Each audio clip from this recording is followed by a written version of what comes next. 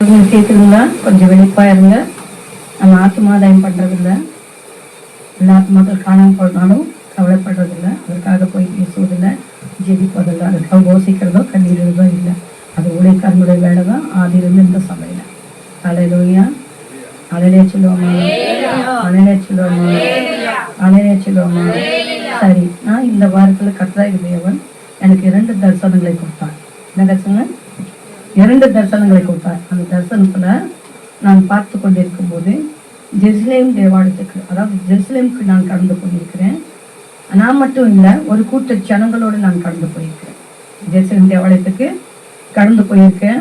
அங்கே எதற்காக அப்படின்னு பார்க்கும்போது, அந்த பகுதியில் இருக்கிற கிராமங்களில் சுற்றுப்புறத்தாருக்கெல்லாம் சுவிசேஷத்தை அறிவிக்கும்படியாக கடந்து போயிருக்கிறேன். புரியுதுங்களா? அப்போ அங்க 2 பெண்கள் இங்கிருந்து கடந்து வருவதா சொல்றாங்க, வாலிப பெண்கள். அப்போ அவங்க கடந்து வர சொல்லு அப்படின்னு சொல்றேன். கூட இன்னும் 2 வாலிபர்கள் வேற ஸ்தலத்திலிருந்து வர்றாங்க. அவங்களையும் கூட்டிக்கிட்டு சேர்த்து கொண்டேன். அல்லேலூயா, அல்லேலூயா, கர்த்தருக்கு மகிமை உண்டாவதாக. இப்படி அங்க கடந்து போன வேளையில தான் அந்த வாலிப தம்பிகள் 2 பேர் வர்றதுக்கு முன்னாக ஒரு தரிசனத்தை, அந்த தரிசனத்துல அதுக்கு முன்னாக ஒரு சம்பவத்தை பார்க்கிறேன். ஒரு வீடு போல் இருக்கிறது, வீடு தான். அந்த வீடு பார்க்கும்போது ஜன்னல் பார்க்கிறேன், செவுத்தில் வைக்கப்பட்ட ஜன்னலை நான் பார்க்கிறேன். அந்த ஜன்னல் வழியாக பார்க்கும்போது, அந்த கிராதி வழியாக பார்க்கும்போது ஜெருசலேம் தேவாலயம் தெரியாது. கவனிக்கிறவங்க, ஜெருசலேம் தேவாலயம் பார்க்கிறேன், தெரிகிறது. அந்த ஜெருசலேம் தேவாலயத்துக்கு அந்த புறைக்கு மேலாக இன்றைக்கு இருக்கக்கூடியதான பெஞ்சமின் நடையகுங்கிற அதிபர், அவர் அங்கு நிற்கிறார். அங்கு நின்று கொண்டு வலது கரத்தை வானுக்கு நேராக உயர்த்தி 7 எக்கால துணி அலேலியா சொல்கிறார். அலேலுயா, அலேலுயா, 7 எக்கால துணி அலேலியா என்ன பண்றாருங்க? சொல்லுகிறார். எக்கால துணி சொல்லும் பொழுது நானும் இசைந்து சொல்கிறேன். ஆமென், அலேலுயா, அலேலுயா. அப்ப இசைந்து நான் சொல்லுகிறேன். கடைசியில் அவருக்கு சொல்றேன், ஆமேன்னு சொல்றேன். அவர் முடிச்சதுமே அப்புறம் காட் பிளஸ் யூன்னு சொல்றேன். காட் பிளஸ் யூன்னு சொல்லும் பொழுது அதுக்கு மறுமொழி வரல. ஏன் தெரியுங்களா? அவர் தான் தேவனாகிய கர்த்தர், அவர் தான் இயேசு கிறிஸ்து, ராஜாதி ராஜா. ஆமேன்னு சொல்லுங்க. அவர் ரூபத்துல ஆமேன்னு சொல்லுங்க. 3ஆம் என்னன்னா, எருசலேம் தேவாலயம் கட்டப்பட போகிறது. ஆமென். 3ஆம் ஆலயம் கட்டப்பட போகிறது. ஆமென் சொல்லுங்க. அதுக்குரிய அதிபர்களை தான் கர்த்தர் ஏற்படுத்தியிருக்கிறார். எங்கு? அமெரிக்கா அதிபராக டொனால்டு ட்ரம்பை என்ன பண்ணியிருக்கிறாருங்க? தேவனாகிய கர்த்தர் ஏற்படுத்தியிருக்கிறார். ஆமென் சொல்லுங்க. ஐயா, இப்பொழுது பார்க்கும் பொழுது பாருங்க, ஒரு புறம் பார்த்த யுத்தங்கள் சூழ பாளையம் இறங்கி இஸ்ரவேலுக்கு விரோதமாக என்ன பண்ணிட்டு இருக்கிறாங்க? செயல்பட்டு கொண்டிருக்கிறாங்க. இந்த வேளைகளில் தான் பாருங்க, அவங்க இடிக்கப்பட்டதான அவங்களுடைய என்ன சொல்ல புனித தலம் என்று சொல்கிறாங்க, பள்ளி வாசல், அந்த இடத்தையும் இவர்கள் தேவாலயத்தையும் என்ன பண்ணிட்டு இருக்கிறாங்க தெரியுங்களா? யூதர் ரவிகள் இப்பொழுது அவங்க என்ன பண்ணிட்டு இருக்கிறாங்க? அளவிட்டு கொண்டிருக்கிறாங்க. என்னங்க? அளவிட்டு கொண்டிருக்காங்க. ஆலயத்துக்கு உண்டான எல்லா வேலைகளையும் பார்த்து கொண்டே இருக்கிறாங்க. ஒரு பக்கம் யுத்தம் நடக்குது, இன்னொரு பக்கம் என்ன வேலை நடக்குதுங்க? ஆலயங்கள் கட்டக்கூடியதான எல்லா வேலைகள் நடந்து கொண்டு. கவனிக்கிறவங்க, கவனிக்கிறவங்க, கவனிக்கிறவங்க. அல்லேலூயா, வெளிப்பா இருங்க, வெளிப்பா இருங்க, வெளிப்பா இருங்க, சத்தியத்துல வெளிப்பா இருங்க. ஆமென். கடைசி தருவாயில நம்ம வந்து நிற்கிறோம். கடைசி மணி துளை வேலையில நிற்கிறோம். அங்க ஒரு பக்கம் வேலைகள் நடந்து கொண்டு. இந்த வேலைகளை யாரை கொண்டுதான் செயல்படுத்த முடியும்? யாரும் தேவாலயத்தை கட்ட வைக்க முடியும் அப்படின்னா ட்ரம்புனால மட்டும்தான். ஏன்னா முன்னதாகவே நம்ம பார்த்தோம், என்னவாக அப்படின்னு பார்க்கும்போது என்னன்னா, தலைநகராக இருந்தது ஜெருசலேமில் என்னன்னா தூதரகத்தை அமைத்து வச்சிருந்தாங்க. முந்தின காலத்துல ட்ரம்ப் வந்தப்போ அநேக அதிபர்கள் வந்திருக்கிறாங்க. வந்தவங்கெல்லாம் இதை தலைநகர் ஆக்குறேன்னே சொல்லி என்ன பண்ணுவாங்க? செயல்படுத்தி ஓட்டு வாங்குவாங்க. ஆனா அதை செயல்படுத்த மாட்டாங்க. ஆனா ட்ரம்ப் வந்த பொழுதோ ட்ரம்ப் அதை என்ன செய்தார் அப்படின்னு பார்க்கும் பொழுது தலைநகராக மாற்றினார். ஆமென், அல்லேலூயா. இப்பொழுது தேவாலயங்களை கட்டுவிக்க ஒரு ஜோ பைடனும் இன்னும் வேற ராஜ்புஷம் மற்றவங்க நாட்கள் அது நடக்காது. யாரால தான் நடக்கும்னு சொன்னா ட்ரம்புனால தான். ஆமென், அல்லேலூயா, அல்லேலூயா. பாருங்க, ட்ரம்ப் வந்ததுமே ஒரு அதிர்வலை வந்தது. அங்குள்ள நாட்டில் உள்ள அத்தனை பேருக்கு. ஏன் சொல்லுங்களேன்? தேவனால் அபிஷேகம் பண்ணிவிட்ட ஒரு மனிதன். ஆமென், அல்லேலூயா, அல்லேலூயா. ஒரு புறம் என்ன நடக்குதுன்னா, அந்த ஆலயத்தை கட்டுவதற்கு உண்டான எல்லா உரிமைகளையும் கொடுப்பார் ட்ரம்ப். ஆமென் சொல்றேன். அப்ப அந்த 3ஆம் ஆலயம் கட்டப்படும் பொழுது அந்த தேவாலயத்துல யார் வந்து உட்கார போகிறான் என்று சொன்னால் அவன் வரைய போகிறான். அபிஷேகம் பண்ணப்பட்ட கேருப்பு என்பவன் நானே கிறிஸ்து என்று சொல்லி தனக்கு தானே பேரிட்டு வைத்தவன் அவன் வந்து அமர போகிறான். இதற்காகவே இந்த எக்கால துணி. ஆமென். உபத்திரை காலங்கள் என்று சொல்கிற மகா உபத்திரை காலங்கள் தொடங்கும் நாட்களை தான் இது குறிக்கிறது. நாம் வாசிப்போம் பாருங்க. 7 கலசங்களும் 7 கலச நியாயத்திற்கும் 7 வாதையான வாதைகள் என்று சொல்லப்படுகிற தலைப்பில் தான் நண்பர்களோடு பேச இருக்கிறேன். கர்த்தருக்கு மகிமை உண்டாக. 15ஆம் அதிகாரத்துல வெளிப்படுத்தும் விசேஷத்துல பாருங்க சொல்லப்படுகிறது 1 to 8 வசனங்கள் இப்படியாக சொல்கிறது. எடுத்துக்கொள்ளப்பட்டவங்க வேகமா எனக்காக பின்பு வானத்திலே பெரிதும் ஆச்சரியமான என்னமா வேறொரு அடையாளங்கள் பாத்தீங்களா? கடைசியான 7 வாதிகளுடைய 7 தூதரை கண்டே அவைகளால் தேவனுடைய கோபம் முடிகிறது. என்ன முடிகிறதுங்க? கோபம் முடிகிறது. அல்லேலூயா. அப்படின்னா இன்னைக்கு உங்களுக்கு தெரியும் ஜோ பைடன் என்ன பண்ணார் அப்படின்னா கண்டமிட்டு கண்டன் பாயக்கூடியதான ஏவுகணையை உக்ரைனுக்கு கொடுத்தார். ஆமென். அல்லேலூயா. அல்லேலூயா. உக்ரைனுக்கு கொடுக்கும் பொழுது அதை அல்லேலூயா இவர்கள் வாங்கி எங்க ஏவுகணை விட்டாங்க? ரஷ்யாவுக்குள்ளாக அனுப்பினாங்க.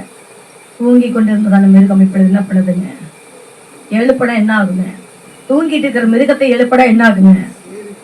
சீருமா சீராதுங்களா? பாம்பு சீருமா சீராதா? சிங்கம் சீருமா சீராதா? சொல்லுங்களேன். புலி சிறுத்தை சீருமா சீராதா? அல்லேலூயா.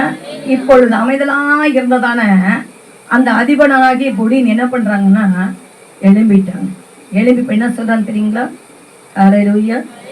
மிகப்பெரியதான கண்டம் விட்டு கண்டம் பாயக்கூடிய அதையும் தாண்டினதான ஏவுகணையை அனுப்பி பாருங்க அங்க 80,000 ராணுவர்கள் என்ன பண்ணியிருக்கிறாங்க? முன்னிருந்து இப்ப வரை இருக்கலாம், கணக்காகி இருக்கலாம், இறந்து போயிருக்கிறாங்க. கவனிக்கிறவங்க மிகப்பெரிய கட்டடங்களை என்ன பண்ணியிருக்காங்க? சிதைச்சிருக்கிறாங்க.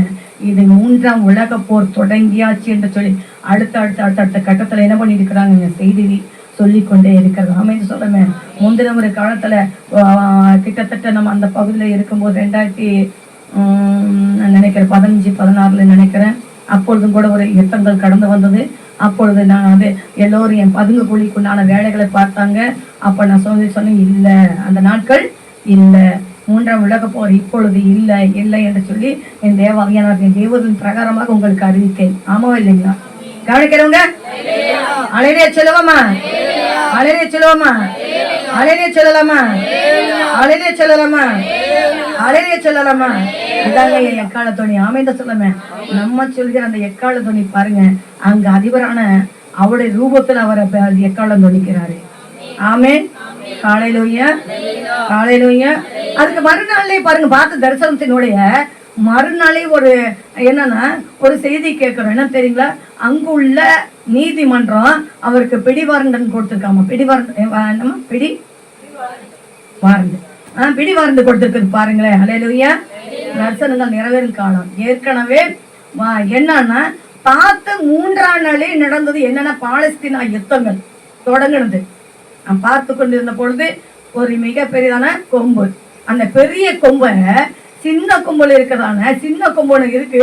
அந்த சின்ன கொப்புல இருந்து தீ அதை போய் என்ன பண்ணுதுங்க? பார்த்தோமா இல்லைங்களா? சொன்னா இல்லைங்களா? ஆமா இல்லைங்களா? ஆமா இல்லைங்களா? ஆமா இல்லைங்களா? அப்போ ஏதோ என்று சம்பவிக்க போகிறது. அது இஸ்ரவேல் தேசத்துக்கு தான் சம்பவிக்க போகிறது. அதுதான் கர்த்தராகிய தேவனுக்கு வெளிப்பாடுகளை கொடுத்தார் என்று நான் உங்களுக்கு சொன்னேன். ஆமென். ஏனென்று சொன்னால் தீர்க்கதரிசிகளுக்கு கர்த்தராகிய தேவன் தன்னுடைய தீர்க்கதரிசிகளுக்கு செய்ய வேண்டிய காரியத்தை சொல்லாமல் செய்ய மாட்டாராம். ஆமென். அது நடந்து ஈடேறினது. ஆமென். அல்லேலூயா. இப்பொழுது ஒரு தரிசனத்தை காண்பித்திருக்கிறார். இனி வரக்கூடிய ஒத்தனைகளை. ஆமென். அல்லேலூயா. அல்லேலூயா. அந்த ஜெருசலேம் தேவாலயத்துல அங்க ஜெருசலேமில் எனக்கு என்ன நடந்தது தெரியுங்களா? அங்க ஒரு பந்தி விருந்து ஆயத்தமாக இருந்தது. அந்த பந்தி விருந்து ஆயத்தத்துல நான் அவருக்கு என்ன பண்றேன்னு தெரியுங்களா? அல்லேலூயா. ஒரு ஊழியக்காரர் ரூபத்துல அவர் இருக்கிறார். அவருக்கு நிறைவான ஆகாரத்தை கொடுக்கிறேன். புரியுதுங்களா? அவர் சொல்லுகிறார், எனக்கு போதுமானது, நிறைவாய் நான் என்ன பண்ணியிருக்கேன், புசித்தேன் என்று சொல்லி. ஆமென். ஹல்லேலூயா, ஹல்லேலூயா. அதான் அவருக்கு அடுத்தது யார் உட்கார போறாங்க பந்தியில? ஆமென் சொல்லாமே, மக்கள் அமர போகிறாங்க. ஆமென் சொல்லாமே, ஹல்லேலூயா. கல்யாண வீட்டுக்கு ஆயத்தம் உள்ளவர்கள், அழைக்கப்பட்டவர்களுடைய ஆட்டுக்குட்டியானுடைய கல்யாண நாளுக்கு ஆயத்தமாய் இருக்கிறவர்கள் பாக்கியவான்கள் என்பதை என்பது சொல்லுகிறேன். இன்னைக்கு கடைசி மணி துளி வேளையில நின்று கொண்டிருக்கிறோம். ஆமென், ஹல்லேலூயா. பிடிவாண்டு கொடுத்தாங்க. ஆமென் சொல்லாமே, ஹல்லேலூயா, ஹல்லேலூயா. நாங்க ஜெபிக்க ஆரம்பித்திருக்கிறோம். ஆமென் சொல்லாமே, ஹல்லேலூயா. அப்படிப்பட்ட ஒரு சம்பவங்கள் நடந்து இடேறக்கூடாது என்று கர்த்தராண்டைக்கு நாங்கள் கரங்களை வைத்து உயர்த்தினோம், கண்களை ஏறெடுத்தோம் வானுக்கு நேராக. அடுத்த ஒரு செய்தி கடந்து வந்து என்ன தெரியுங்களா? இதுக்கு முன்னதாக பிடிவாரண்டி யாருக்கு கொடுக்கப்பட்டது தெரியுங்களா? வல்லரசு நாடான மிகப்பெரிய நாடான அரசா இன்னைக்கு செயல்பட்டு கொண்டிருக்கிற உடனுக்கு அப்படிப்பட்ட ஒரு வாரண்ட் கொடுக்கப்பட்டிருந்தோம், பிடிவாரண்ட் கொடுக்கப்பட்டிருந்தோம். வேறு நாடுகளுக்கு கடந்து போனால் அந்த கட்டுப்பாட்டுக்குள்ள, அந்த நாட்டுக்குள்ள மட்டும்தான் இருக்கணுமா. அடுத்த நாட்டுக்குள்ள கடந்து போனா அந்த தேசத்தை அதிபர்கள் என்ன பண்ணுமா, பிடித்து சிறைப்பிடித்து கொடுக்கணுமா. பாருங்க, அப்படி இருக்கும்போது இவர் இடப்பட்ட காலத்துல என்னன்னு அந்த பிடிவாரண்ட் மாற்றங்கள் கடந்து வரல. பட் என்னன்னு பார்க்கும்போது அங்க மாஸ்கோவோ மங்கோலியாவோ இதுல ஒரு மீட்டிங்க்கு அங்க கடந்து போறாரு. அங்க கடந்து போனப்போ அங்க என்ன பண்ணல, சிறைப்பிடிக்கல. அப்ப அந்த நீதிமன்றம் கூப்பிட்டு கேட்கிறாங்க. அப்ப அவங்க சொன்ன தகவல் என்ன தெரியுங்களா? அந்த நாட்டு அதிபர்கள் சொன்ன ஒரு காரியங்கள் என்ன தெரியுங்களா? எங்களுக்கு அப்படிப்பட்ட ஒரு செய்தி வரல. ஹல்லேலூயா. உடனுக்கே கர்த்தர் தப்புவிக்க, அவன் தன்னைத்தானே தப்புவிக்க அவனுக்கு ஒரு ஆவி துணை நிற்கும்னா நம்ம பெஞ்சமின் இதைவுக்கு சேனைகள் கர்த்தரை துணை நிற்பான். சேனைகள் கர்த்தரை அந்த அதிபருக்கு துணை நிற்பார். இஸ்ரவேல் ராஜாவுக்கு அவரே துணையை நிற்பார் என்பதை நாங்கள் சொல்ற கரங்களை தட்டி ஹல்லேலூயா, ஹல்லேலூயா, ஹல்லேலூயா. சரி, நம்ம உள்ள கடந்து போவோம். பாருங்க, தேவனுடைய கோபங்கள் இன்னைக்கு பூமி எங்கும் பற்றி எறிகிறது. ஆமென் சொல்லுமே. 3ஆம் உலக போர் ஆரம்பித்து விட்டது என்பதை நான் சொல்லுகிறேன். கனடா தேசத்துல உணவு தானிய பஞ்சம், பாலஸ்தீனால பஞ்சம், பிரித்தானியாவிலையும் தன்னுடைய நாட்டுக்கு எச்சரிக்கிறாருங்க. யாரு தெரியுங்களா? புடின் என்ன சொல்றாரு தெரியுங்களா? நீங்க உணவு தானியங்களை என்ன பண்ணுங்க, தண்ணீர் எல்லாம் நீங்க கேதர் பண்ணி வச்சுக்கோங்க, சேகரித்து வைத்துக் கொள்ளுங்க. என்னென்னு சொன்ன 3ஆம் உலக போர் தொடங்கி விட்டது என்று சொல்கிறார். பக்கத்தில் இருக்கிற பிரித்தானியாவுக்கு, அந்த நாட்டை சேர்ந்த வல்லரசு நாட்டை சார்ந்து இருக்கிற நாடுகளுக்கும் மற்ற நாடுகளுக்கு அறிக்கை செய்கிறார். ஹல்லேலூயா, ஹல்லேலூயா. தேவ ஜனமே, இன்னொரு பக்கம் இந்திய தேசத்துடைய பாரத பிரதமர் சொல்றாப்புல, இப்படி 3ஆம் உலக போர் தொடங்கி விட்டா நம்ம வளங்கள் கெட்டு போயிடுமே, இந்திய தேசத்துடைய செழுமையான வளங்கள் கெட்டு போயிடுமே, பஞ்சங்கள் வந்துவிடுமே என்று சொல்லி இந்த மனிதனும் புலம்புகிறார். ஹல்லேலூயா, ஹல்லேலூயா. நான் உங்களுக்கு சொல்லுகிறேன், ஹல்லேலூயா, ஹல்லேலூயா. கர்த்தருக்கு மகிமை உண்டாவதாக. பஞ்சங்கள் வரும் நாட்களில் வாழ்ந்து கொண்டு, கொள்ளை நோய்கள் புறப்பட்டு வரும் காலங்களில் நாம் வாழ்ந்து கொண்டிருக்கிறோம். 3ஆம் உலக போர் உருவாகும் நாட்களில் கடந்து வாழ்ந்து கொண்டிருக்கிறோம் என்பதை உங்களுக்கு சொல்கிறேன். தேவனுடைய கோபங்கள் 7 வாதைகளோடு முடிகிறது. இப்பொழுது 7ஆம் வாதைகள் தொடங்கும் காலத்தில் நீங்கள் வாழ்ந்து கொண்டிருக்கிறோம். அதை முடிப்பது யார் என்று சொன்னால் நம் இயேசு கிறிஸ்து, நம் ராஜாதி ராஜா தான் அதை முடிவுக்கு கொண்டு வர போகிறார். ஆமென் சொல்லுமே. தெசலோனிக்கருக்கு பவுல் எழுதி வச்சிருக்கிறார். என்ன தெரியுங்களா? என்ன எழுதி வச்சுக்கிறதுக்குன்னா, அவர் தான் முடிவாமா. என்னங்க, நாசின் சுவாசத்தின் பட்டயத்தினால அவனை அழைத்து போடுவார் என்று சொல்லியிருக்கிறார். ஆமென் சொல்லாமே.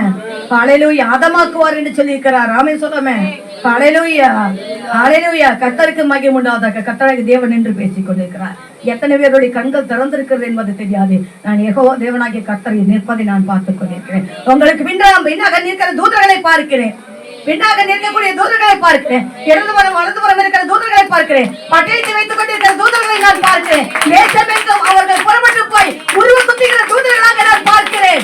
எசேக்கியேல் 9 சொல்லப்பட்டது போல அங்கு நான் பார்க்கிறேன். ஹல்லேலூயா, ஹல்லேலூயா, ஹல்லேலூயா. தேவனுடைய கோபங்கள் பூமி எங்கும் கடந்து வந்திருக்கிறார். ஆமென் சொன்னேன். பயம் இல்லை, பயப்படவங்க இல்லை, சிலர் இல்லைங்கிறார், உணர்வு இல்லைங்கிறார். ஆமென் சொல்லாமே. ஹல்லேலூயா. பயப்படுறவர்களுக்கு மட்டுமே தேவன் ரட்சிப்பை தருகிறார். ஆமென், ஹல்லேலூயா. சரி பாருங்க, கோப கலசம் ஊற்றும் போது நடக்கும் நியாய தீர்ப்பு என்பதை உங்களுக்கு சொல்லிக்கிறேன். அதே 16ஆம் அதிகாரத்துல நீங்க இது வீட்டுல போய் வாசிட்டு 1 to 8 வசனங்களை, அதுல 16ஆம் அதிகாரத்துல 1 to 21 வசனங்களை நீங்க வீட்டுல போய் வாசிட்டு இருக்குங்க. சில வசனங்களை மட்டும் நீங்க அங்க எனக்காக வாசிங்க. 1 to தொடங்கி. அப்பொழுது தேவாலயத்தில் இருந்து உண்டான ஒரு பெருஞ்சத்தம் அந்த 7 தூதருடனே நீங்கள் போய் தேவனுடைய கோப கலசங்களை பூமியின் மேல் ஊற்றுங்கள் என்று சொல்ல கேட்டே. அல்லேலூயா, அல்லேலூயா. கர்த்தருக்கு மகிமையுண்டாக. தேவ ஜனமே, நான் உங்களுக்கு சொல்ல விரும்புகிறேன் என்ன என்று சொல்லி பார்க்கும் ஒரு 8 காரியங்களை நான் உங்களுக்கு சொல்ல விரும்புகிறேன். என்னன்னா, வெளிப்படுத்துற விசேஷத்துல என்ன சொல்லியிருக்குன்னா 10 தொடங்கி 14 அதிகாரங்கள் வரையும் வெளிப்படுத்துற விஷயத்தில் 8-3 அதிகாரங்களிலும் இவர் யார் என்று பார்க்க முடியும். என்னங்க, யார் என்று பார்க்க முடியும். அல்லேலூயா, அல்லேலூயா, அல்லேலூயா. சரி, அதே நம்ம சங்கீதத்தில் 141:2 பார்க்கும்போது என்னன்னா, விண்ணப்பமாக தூபமாக போவது என்ன என்பது பார்க்க முடியும். அதே எபிரேய புஸ்தகத்துல 9-2-8 வசனங்கள் நீங்க வாசித்துக்கங்க, எழுதி வச்சுக்கோங்க. பொற்கோள் பிடித்து இயேசு பிரதான ஆசிரியராக படிவீட்டின் படியில நிற்கிறவராக அங்க எழுதி வைக்கப்பட்டிருக்கிறது. அல்லேலூயா, அல்லேலூயா. நான் உங்களுக்கு சொல்லுகிறேன், இந்த 7 தூதர்கள்ல கரங்கள்ல அக்கினியை கொடுப்பவர் யார் என்பதை உங்களுக்கு சொல்லுகிறேன். அல்லேலூயா. கலசத்துல நெருப்பை நிரப்புகிறவர் யார் என்பதை உங்களுக்கு சொல்லும்படியாக இந்த வார்த்தைகளை கொடுத்துக் கொண்டிருக்கிறேன். ஆமென் சொல்லாமே. அல்லேலூயா, அல்லேலூயா. சரி, அதே யோவான் 6ஆம் அதிகாரத்துல 46வது வசனம், என்னை அல்லாமல் பிதாவினிடத்தில் ஒருவனும் வருவதில்லை என்று சொல்லி இருக்கிறார். என்ன சொல்லி இருக்கிறாருங்க? அவர் எல்லாமே யாருமே அங்க நுழைய முடியாது பிதா கிட்ட. நானே வழியும் சத்தியமும் ஜீவனுமாய் இருக்கிறேன்னு சொல்லி இருக்கிறார். ஆமென் சொல்லாமே. அதிகாரங்களுக்கும் பாருங்க, அதிகாரங்களுக்கும் இவர் யார் என்று என்னங்க, அதிகாரங்கள் யார் என்று இவர் யார் என்று அங்க சொல்லப்பட்டிருக்கிறது. கலசத்தை பொற்கலசம் பிடித்து கொண்டு பாருங்க, இயேசு பிரதான ஆசிரியராக பலிபீடத்தின் படியில நிற்கிறவராகவும் விண்ணப்ப தூபமாகவும் பாருங்க, என்ன இல்லாமல் என்று சொல்லுகிற வார்த்தைகளை நாம் பார்க்கிறோம். அதனால் தான் இயேசுவின் நாமத்தில் வேண்டுகிறோம். யாருடைய நாமத்தில் வேண்டுகிறோங்க? அவர் எல்லாமே நம்ம இதாகிட்ட என்ன பண்ண முடியாதுங்க, ஜபம் என்ன பண்ணிட்டாரு. அவராண்டு கொடுக்கும் போது அங்க என்ன பண்ணுதுங்க, அங்க எட்டிக்கிறது. ஆமென் சொல்லுமே. ஜெபித்தால் போதாது, அவர் தரும் ரட்சிப்பின் வஸ்திரங்களை என்ன பண்ணுங்க, அணிந்து கொண்டு பிதாவிடம் கேட்கும் போது அவர் ஆசீர்வதிப்பார் என்பதை நான் உங்களுக்கு சொல்கிறேன். ஆமென் சொல்லுமே. அல்லேலூயா. எடுத்துக்காட்டாக ஆதிகாம புத்தகத்துல 27ஆம் அதிகாரத்துல 19-27 வசனங்களை எடுத்துக்காட்டாக என்னன்னா, இவரை என்ன அங்க என்ன பார்க்கிறோம்னா, வஸ்திரம் தரித்தவராக யாரை குறித்த நேரத்தில் பார்க்கிறேங்க. எடுத்துக்காட்டாக இவரை வஸ்திரம் தரித்து வஸ்திரத்தை முகர்ந்து வயல்வெளியின் வாசனை என்று சொல்லுவது போல இரத்தத்தால் தோய்க்கப்பட்ட வஸ்திரத்தை அணிந்த பிதாவின் முன் நின்று ஜெபிக்கும் போது அவர் ஆசீர்வதிக்கிறார். ஆமென். பிதாவிடம் நம்ம கடந்து போன யார் தான் நமக்கு வழியா இருக்கிறாருங்க? யார் தான் வழியா இருக்கிறாருங்க? பிரதான ஆசிரியரா யார் இருக்கிறாருங்க? அந்த இடத்துல பொற்பலி பீடத்துல யார் இருக்கிறாருங்க? ஒரு தூபத்தை பிடித்து கொண்டிருக்கிறவர் யாரா இருக்கிறாருங்க? நம்ம இயேசு கிறிஸ்துவாக இருக்கிறார். ஆமென். ஹல்லேலூயா, ஹல்லேலூயா, ஹல்லேலூயா. அதான் நம்ம இங்க வாசித்தோம். ஆமென் சொல்லாமே. ஹல்லேலூயா. என்னன்னா, அங்க நம்ம பார்க்கிறோம், ஏசாவுடைய குரலை போல அல்ல, உன்னுடைய வஸ்திரமும் வயல்வெளியின் வாசனை போல் இருக்கிறது யாக்கோபை சொல்கிறார். ஆமென் சொல்லுமே. ஹல்லேலூயா. அப்ப வயல்வெளியின் வாசனை எது?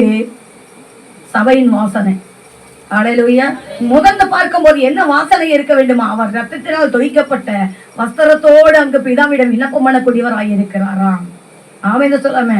அவர் நிமித்தமாக கர்த்தர் நம்மளை ஆசீர்வதிக்கிறாராம். பாருங்க, யாத்திராகம புஸ்தகத்துல 3ஆம் அதிகாரத்துல 2, 3, 4 வசனங்கள் இவரை குறித்து தூதனானவர் என்று சொல்லப்பட்டிருக்கிறார். என்ன சொல்லியிருக்குதுங்க? இவரை குறித்து, இயேசு கிறிஸ்துவை குறித்து என்ன சொல்லி இருக்குதுங்க? தூதனானவர் என்று சொல்லப்பட்டிருக்கு. யோசுவா புஸ்தகத்துல 5ஆம் அதிகாரத்துல 13, 14, 15 இதை வீட்டுல போய் வாசிங்க. அதிலும் தூதனானவர் என்று சொல்லப்பட்டிருக்கிறது. அடுத்து நியாயாதிபதி புஸ்தகத்துல 13ஆம் அதிகாரத்துல 3, 18, 20 தூதனானவர் என்று சொல்லப்பட்டிருக்கிறது இயேசு கிறிஸ்துவை குறித்து. வெளிப்படுத்தும் விஷயத்தில் 8:5 தூதனானவர் என்று சொல்லி இயேசு கிறிஸ்துவை சொல்லப்பட்டிருக்கிறது. என வேதத்தில் சொல்லப்பட்ட இடங்களில் எல்லாம் இயேசுவின் தோற்றத்தை காண்பிக்கின்றன என்பதை நான் உங்களுக்கு சொல்லுகிறேன். இயேசுவினுடைய தோற்றத்தை காண்பிக்கின்றன என்பதை நான் உங்களுக்கு சொல்லுகிறேன். அல்லேலூயா, அல்லேலூயா, அல்லேலூயா. வெளிப்படுத்தும் விசேஷத்துல 8ஆம் அதிகாரத்தில் 4:5 நம்ம அதில் பார்க்கும்போது பழைய ஏற்பாடின் காலத்துல நின்ற அந்த தூதனானவர் யார் என்று புதிய ஏற்பாடு காலத்தில் பார்க்கும்போது ஆசாரியர்கள் வெள்ளி கலசங்களும் பிரதான ஆசாரியர்கள் பொற்கலசங்களை உபயோகித்து வந்தாங்களாம். என்ன பண்ணாங்க? பழைய ஏற்பாடின் காலத்துல வழிபடுத்திட்டு நிக்கிறவங்க வெள்ளி கலசங்களையும் பொற்கலசங்களையும் என்ன பண்ணாங்களா? பிரதான ஆசிரியர்கள் என்ன பண்ணாங்க? 2 விதமான ஆசிரியர்கள்ல முதல் ஆசிரியர்கள் என்னவாக வெள்ளி கலசங்களை பிடிச்சிருந்தாங்க. இந்த பொற்கலசத்தை பிரதான ஆசிரியர்கள் பிடிச்சிருந்தாங்க. இந்த பிரதான ஆசிரியன் வெண்கல பலிபீடத்தில் இருந்து பலியிட்ட நெருப்பை பொறுப்பிடத்திலிருந்து மகா பரிசுத்த ஸ்தலத்தில் உள்ளதை கொண்டு செல்வான் என்று சொல்லப்படுகிறது. மகா பரிசுத்த ஸ்தலத்தில் இருந்ததை எடுத்து கொண்டு போய் அதை தூபவர்க்கத்தை என்னன்னா கந்தவர்க்கத்தை போட்டு தூபவர்க்கமாய் காண்பிப்பானாம். அவன் சொன்ன தூபவர்க்கத்தை காண்பிப்பானாம். அல்லேலூயா, அல்லேலூயா. இது பழைய ஏற்பாட்டின் காலத்துடைய காரியங்கள். நன்கு சொல்கிறேன். இங்கு மகா பிரதான ஆசாரியராகிய இயேசு சிங்காசனத்திற்கு முன்பாக இருந்த பலிபீடத்தில் நெருப்பினால் கலசத்தை நிரப்பி பூமியிலே கொட்டுகிறார். பூமியில கொட்டுறது யாருங்க? ஒரு தூதனானவர் வந்தாங்க, நெருப்பை அள்ளி எங்க கொட்டினாங்க? பூமியின் மேல் கொட்டினா. அது யாருங்க? நம்ம இயேசு கிறிஸ்துவானவர். ஆமென் சொல்லுங்க. அது 8:5 வெளிப்படுத்தின விசேஷத்தில் வாசிப்போனா, பூமியில் நெருப்பை கொட்டப்பட்டதும் சத்தங்களும் இடிமுழக்கங்களும் மின்னல்களும் பூமி அதிர்ச்சிகள் உண்டாயின அப்படின்னு நாங்க அந்த இடத்துல நம்ம வாசிக்கிறோம். ஆமாவா இல்லைங்களா? ஆமா இல்லைங்களா? இயேசுவே நியாயாதிபதி பூமியின் குடிகளில் மேல் அக்கினியால் நியாயம் தீர்க்கின்றார். அக்கினியால் என்ன பண்றாருங்க? சீக்கிரம் வாரும் இயேசுவே. ஆமென், அல்லேலூயா. மத்தேயு 24ஆம் அதிகாரத்துல 6வது வசனத்துல சொன்னது போல அந்த வாக்கியங்கள் தீர்க்கதரிசனங்கள் நிறைவேறும்படியாக ஆமென் சொல்லுமே. அல்லேலூயா, அல்லேலூயா. அதுதான் அங்கு நாம் பார்த்தது. வானுக்கு நேராக தன் கரங்களை உயர்த்தி, பிதாவுக்கு நேராக தன் கரங்களை உயர்த்தி அங்கு எக்காலத்தை தொழித்தார். ஆமென், அல்லேலூயா, அல்லேலூயா. வாசிப்போமே. அதுல வாசித்தீங்களாமா? 16ஆம் அதிகாரத்துல 1வது வசனம் வாசிங்களா? அப்பொழுது அடுத்த வசனம் வாசிங்க. முதலாம் தூதன் போய், அடுத்து சொல்லிக்கிற 2ஆம் தூதன் போய், அடுத்து சொல்லிக்கிற 3ஆம் தூதன் போய். பாருங்க. ஹல்லேலூயா. 7வது வசனம் சொல்கிறது, பலிபீடத்திலிருந்து வேறொருவர், சர்வவல்லமையுள்ள தேவனாகிய கர்த்தாவே, உம்முடைய நியாயத்தீர்ப்பு சத்தியம் நீதிமானவைகள் என்று சொல்ல கேட்டேன். இதை நீங்க வீட்டுல போய் வாசிங்க. 21 வசனங்கள். ஆமென். தேவ கோபமும் 7 வாதிகளும் மகா உபத்திரங்களும் முடிவும் என்பதை உங்களுக்கு சொல்கிறேன். 75ஆம் அதிகாரத்தில் சங்கீதத்தை நீங்க திருப்பிக் கொள்ளுங்க. புரியுது? புரியல, ஆனா நடக்கும் போது உங்களுக்கு புரியும். என்னங்க? பூமியில சம்பவிக்கும் போது உங்களுக்கு புரியும். வாசிங்க. அதுல 75ஆம் அதிகாரத்துல சங்கீதத்துல 8:10 வாசிங்க. கலங்கி பொங்குகிற என்னமா? மதுபானத்தினால் நிறைந்த பாத்திரம் கர்த்தருடைய கரத்துல என்ன இருக்குதுங்க? கர்த்தருடைய கரத்துல என்ன இருக்குதுங்க? இன்னொரு கதை வாசிச்சு சொல்லுங்களேன். என்ன இருக்குதுன்னு? மதுபானத்தினால் நிறைந்த. ஆமென், அல்லேலூயா, அல்லேலூயா, அல்லேலூயா. பாருங்க, பூமியில் உள்ள துன்மார்க்க யாவரையும் அதன் மண்டல்களை உறிஞ்சி குடிப்பார்கள். நானும் என்றென்றைக்கும் அறிவித்து கரங்கள் தட்டி கர்த்தருக்கு மகிமை செலுத்துவோமே.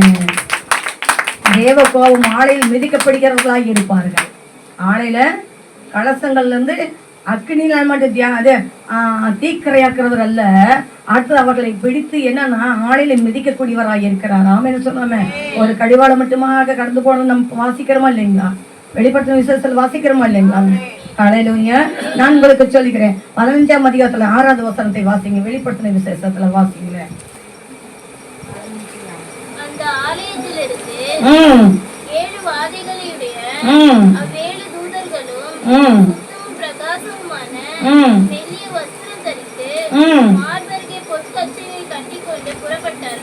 ஆமென், அல்லேலூயா, அல்லேலூயா. நான் உங்களுக்கு சொல்கிறேன். இன்னும் ஒரே ஒரு முறை வாசித்து அந்த ஆலயத்திலிருந்து 7 வாதைகளுடைய 7 தூதர்களும்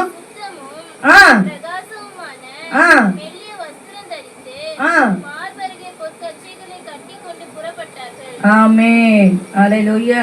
கெம்பீர எக்கால சத்தத்தோடு சத்தம் உபத்திரை காலத்தின் முடிவாய் இருக்கிறது. கெம்பீர எக்கால சத்தம் முடிவு காலத்தினுடைய ஹல்லேலூயா உபத்திரை காலத்தின் முடிவை குறிக்கிறது. நான் சொன்னேன், இந்த சத்தத்தை கேட்டேன், எக்கால துணி சத்தத்தை கேட்டேன்.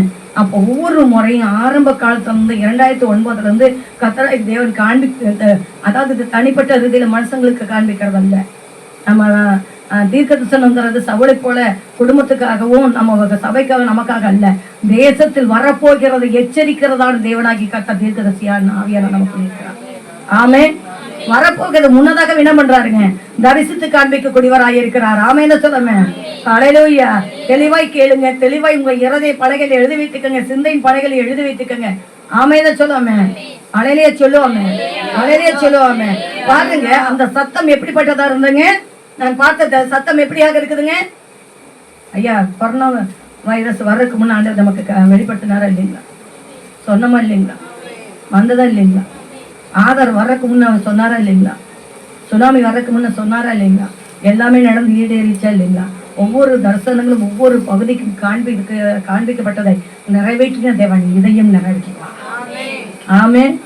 ஆனா நம்ம பாக்கியவான்கள் என்பதை நான் விசுவாசிக்கிறேன். ஆமென். நமக்கு அறிவிக்கிறாரே முன்னதாகவே இந்த வீட்டிலிருந்து நியாயப்பிரமாணம் புறப்படும் என்று சொன்னார், நியாய தீர்ப்பு புறப்படும் என்று சொன்னார். இந்த வீட்டிலிருந்து தானே நியாய தீர்ப்பு புறப்படும் என்று சொல்லி 2005 சொன்னார். ஒரு வார்த்தைகள் என் செவியில எட்டப்பட்டது, அது இன்று வரை நிறைவேற்றி வந்து கொண்டிருக்கிறார். ஆமென் சொல்லுவாங்க. ஹல்லேலூயா, ஹல்லேலூயா. பாருங்க, கெம்பீர எக்கால சத்தம் உபத்திரை கால முடிவை குறிக்கிறதே. 7 தூதர்கள் வருகின்றார்கள். 7 தூதர்கள் கடந்து வருவதாக நாம் பார்க்கிறோம். 7 தூதர்களும் கோப கலசங்களை இடைவெளி இல்லாமல் ஊற்றுகின்றார்கள்.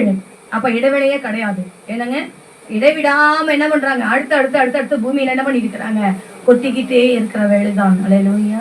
இதால மகாபத்திரை காணும். திரும்ப சொல்ற, கைவிடப்பட்டுட்டா ரொம்ப கொடுமையானவைகளை பூமியில சம்பவிக்க வேண்டியது வரும் நம்மளுக்கு சொல்றேன். ஹல்லேலூயா, ஹல்லேலூயா. நேற்றுக்கு முந்தின நாள்ல ஒரு தண்டனை, ஏதோ ஒரு நாட்டில் தண்டனைக்குரிய பார்த்தேன். அந்த தண்டனை பார்க்கும்போது பாருங்க, எலிகளை என்ன பண்றாங்கன்னா எலிகளை விட்டு மனுஷர்களை கடிக்க விடுவாங்க. இன்னைக்கு அந்த தண்டனை இருக்குதான். வித்தியாசமான தண்டனைகள் பாருங்க. ரொம்ப ஒரு கொடூரமான தண்டனை இல்லைங்களா. அந்த மனிதனை சிலுவையில மாட்டுறாங்களா, சிலுவையில அறையவும் செய்யறாங்களா, எலிகளை விட்டு கழிக்கவும் விடுறாங்களா. என்னன்னா அந்த எலிகளும் என்ன பண்ணுமா, சிலுவை எல்லாமே அந்த எலிகள் என்ன பண்ணுமா, அவனுக்கு வந்து ஏதோ ஒரு தண்டனை கொடுத்து அவன் மேல உப்பு தண்ணி. சரி, இப்ப எனக்கு ஞாபகம் வந்தது. என்னென்ன கொடூரமான தண்டனைனா, ஒரு மனிதன் தப்பு பண்ணிட்டானா என்னன்னா அந்த நாட்டுல என்ன பண்றாங்க, உப்பு தண்ணி முழுவதுமாக அவனுக்கு ஊற்றுறாங்க. உப்பு தண்ணி உப்பை கரைச்சு என்னன்னா இந்த உப்பு தண்ணி வந்து உப்பு சுவை வந்து எலிக்கு ரொம்ப பிடிக்கும். அது என்ன பண்ணுமா, கறந்துக்கிட்டே இருக்குமா. அந்த கறந்த என்ன ஆகுமா, அந்த தோல் உரியுமா. அந்த தோல் உறிஞ்சி அது கறந்த அந்த ரத்தத்தின் அடுத்ததாக புசிக்க ஆரம்பிக்குமா. அவனுடைய வேதனைகள் அதன் மித்தமாக பாடு அனுபவித்து அவன் மரணம் அடைவானா. சிலர் அதுல இருந்து தப்பிக்கிறோம்னு இருக்கிறாங்க பாருங்க. ஹல்லேலூயா, ஹல்லேலூயா. தேவ ஜனமே, தண்டனைகளை பல தண்டனைகளை நான் பார்த்தேன் யூடியூப்ல. பழைய காலத்துடைய தண்டனைகள்லாம், இப்போ இருக்கக்கூடிய தண்டனைகள் நான் பார்க்கிறேன். செய்திகளை டெய்லி ஹேண்டல்ல நான் பார்க்கிறேன். ஹல்லேலூயா. நான் உங்களுக்கு சொல்லுகிறேன், ஹல்லேலூயா. இப்பொழுது இந்த தண்டனை என்று சொன்னால், மனிதாபிமானம் உள்ள நாட்களே இந்த தண்டனை சொன்னார். மனிதாபிமானம் எல்லாம் செத்து போகக்கூடிய அவனுடைய ஆட்சியின் காலத்துல தண்டனை பெரிதாய் இருக்கும் என்பதை நான் உங்களுக்கு சொல்லுகிறேன். கைவிடப்பட்டால் மகா கொடுமையானது நாம் அனுபவிக்க வேண்டியது வரும் என்பதை உங்களுக்கு சொல்லுகிறேன். நாம் செய்ய வேண்டியது என்ன, சகை போல நாம் நம்மளை வெறுமையாக்க வேண்டும். பொன்னிலின் குடும்பங்களைப் போல நாம் தேவனுக்கு தேவ பக்தி உள்ளவர்களும் கர்த்தருக்கு பயந்து நடக்கக்கூடியவர்களும் எப்பொழுதும் தர்மம் பண்ணக்கூடியவர்களும் ஜெபிக்கக்கூடிய ஒரு குடும்பமாக இருக்க வேண்டும். ஆமென் சொல்லுமே. தர்மம் என்பது 2 விதமான தர்மங்கள். என்ன என்று சொன்னால், ஒருவேளை அவர் ஐஸ்வர்ய சமணராக இருந்தபடினால ஏழைகளுக்கு உதவி இருக்கக்கூடும். 2வது என்னன்னு சொல்ல பார்க்கும்போது மற்றவங்களுக்கு அதன் வாயிலாக சத்தியத்தை சொல்லி இருக்கக்கூடும். ஆமென். அழிந்து போயிற ஆத்துமாக்களை தேவனாண்டை சேர்த்திருக்க கூட ஆமென் சொல்லுமே. இந்த ஜெபமும் தர்மம் பரலோகத்துக்கு எட்டப்பட்டது என்று வேதம் சொல்கிறது. ஆமென் சொல்லுமே. ஹல்லேலூயா, ஹல்லேலூயா. கர்த்தருக்கு மகிமை உண்டாவதாக. பாருங்க என்னன்னா தானியேல் புஸ்தகத்தில் சொல்லப்பட்டிருக்கிறது பாருங்க. அதுக்கு முன்னாக நான் உங்களுக்கு சொல்லும் காரியம் என்னன்னா, 7 எக்காலம் ஊதப்படும் போது 7 கலசங்களும் நியாய தீர்ப்பை செலுத்தும் என்பதை உங்களுக்கு சொல்லுகிறேன். ஆமென் சொல்லாம. நியாய தீர்ப்பின் ஆரம்பம் என்பதை உங்களுக்கு சொல்லுகிறேன். ஆமென் சொல்லாம. ஹல்லேலூயா. வெளிப்படுத்தின விசேஷத்துல 15ஆம் அதிகாரத்துல 7வது வசனம் இப்படி சொல்லுகிறது பாருங்க. அப்பொழுது 4 ஜீவன்களில் ஒன்று சதா காலங்களிலும் உயிரோடு இருக்கிற பாருங்க தேவனுடைய கோபாக்கினியால் நிறைந்த பொற்கலசத்தை 7ஐயும் அந்த 7 தூதர்களுக்கும் கொடுத்தது. ஆமென். ஹல்லேலூயா. 4 ஜீவன்கள் ஒரு ஜீவன் என்று சொல்லப்படுகிறது. ஆமென் சொல்லாம. அது சிங்க முகமா இருக்கலாம், இல்ல ஒருவேளை கழுகு முகமா இருக்கலாம், இல்ல ஒருவேளை எருது ரூபத்துல இருக்கலாம். ஹல்லேலூயா, ஹல்லேலூயா. என்ன சொல்ல மனித ரூபமா இருக்கலாம். எதுவானாலும் இயேசு கிறிஸ்துவானவர். ஆமென். 4 முகம் ஜீவன் கொண்டவராகவே அவர் இருக்கிறார். நியாயாதிபதியாகவே இருக்கிறார். ஆமென். ஹல்லேலூயா. இப்ப அவர் இந்த 7 தூதர்களுடைய கரங்கள்ல கொடுக்கிறதாக நாம் பார்க்கிறோம். ஆமென் சொல்லாமே. ஹல்லேலூயா. அதை நம்ம பார்க்கலாம். பாருங்க சங்கீதத்துல 78ல 8-10 நம்ம வாசிக்கிறோம். தேவன் செய்த நன்மைகளை மறந்தபடினால இவர்களுக்கு மேலாக நியாய தீர்ப்பை கொடுக்கிறார். தேவன் செய்த யாரு மூலியமா நன்மை செய்வாருங்க சொல்லுங்களேன். யாரு மூலியமாக நன்மை செய்வாரு? யாரை கொண்டு அற்புதங்களை செய்வாரு? யாரை கொண்டு விடுதலை கொடுப்பாரு? யாரை கொண்டு அற்புதங்களை செய்வாரு சொல்லுங்களேன். யாரை கொண்டு பரலோக ராஜ்யத்தின் ரகசியங்களை பேசுவாரு? யாரை கொண்டு பரலோக ராஜ்யத்துடைய சகல நன்மைகளை பெற உதவி செய்வாரு? ஊழியக்காரங்களை கொண்டு தான். ஆமென் சொல்லும். ஊழியக்காரர்களை கொண்டு என்ன பண்ணுவாருங்க? அவர்கள் செய்த நன்மைகளையும் தேவன் செய்த நன்மைகள் தேவன் செய்ததையும் அவர்கள் செய்ததையும் மறந்தபடியால் அவர்களுக்கு கர்த்தர் தண்டனை கொடுக்கிறவராக நியாயத்துக்குள் கொடுக்கிறவராக இருக்கிறார். ஆமென். ஹல்லேலூயா, ஹல்லேலூயா. பாருங்க நன்மைகளை மறந்தார்கள். தானியேல் 12:12 சொல்லப்படுக பாருங்க. 1335 நாட்கள் இது இந்த உபத்திரங்கள் இருக்கும் பூமியில. எத்தனை நாட்களுங்க? 1335 நாட்கள் மகா உபத்திரங்களை பார்க்க வேண்டியது வரும், சந்திக்க வேண்டியது இருக்கும். அதை சந்திக்க நீங்கள் ஆயத்தமா இருக்கிறீர்களா? அல்ல தேவனை சந்திக்க ஆயத்தமா இருக்கிறீர்களா? தேவனை சந்தித்தால் சந்திக்க வேண்டும் என்றார் நாம் அவரை போல இருக்க வேண்டும். ஆமென்.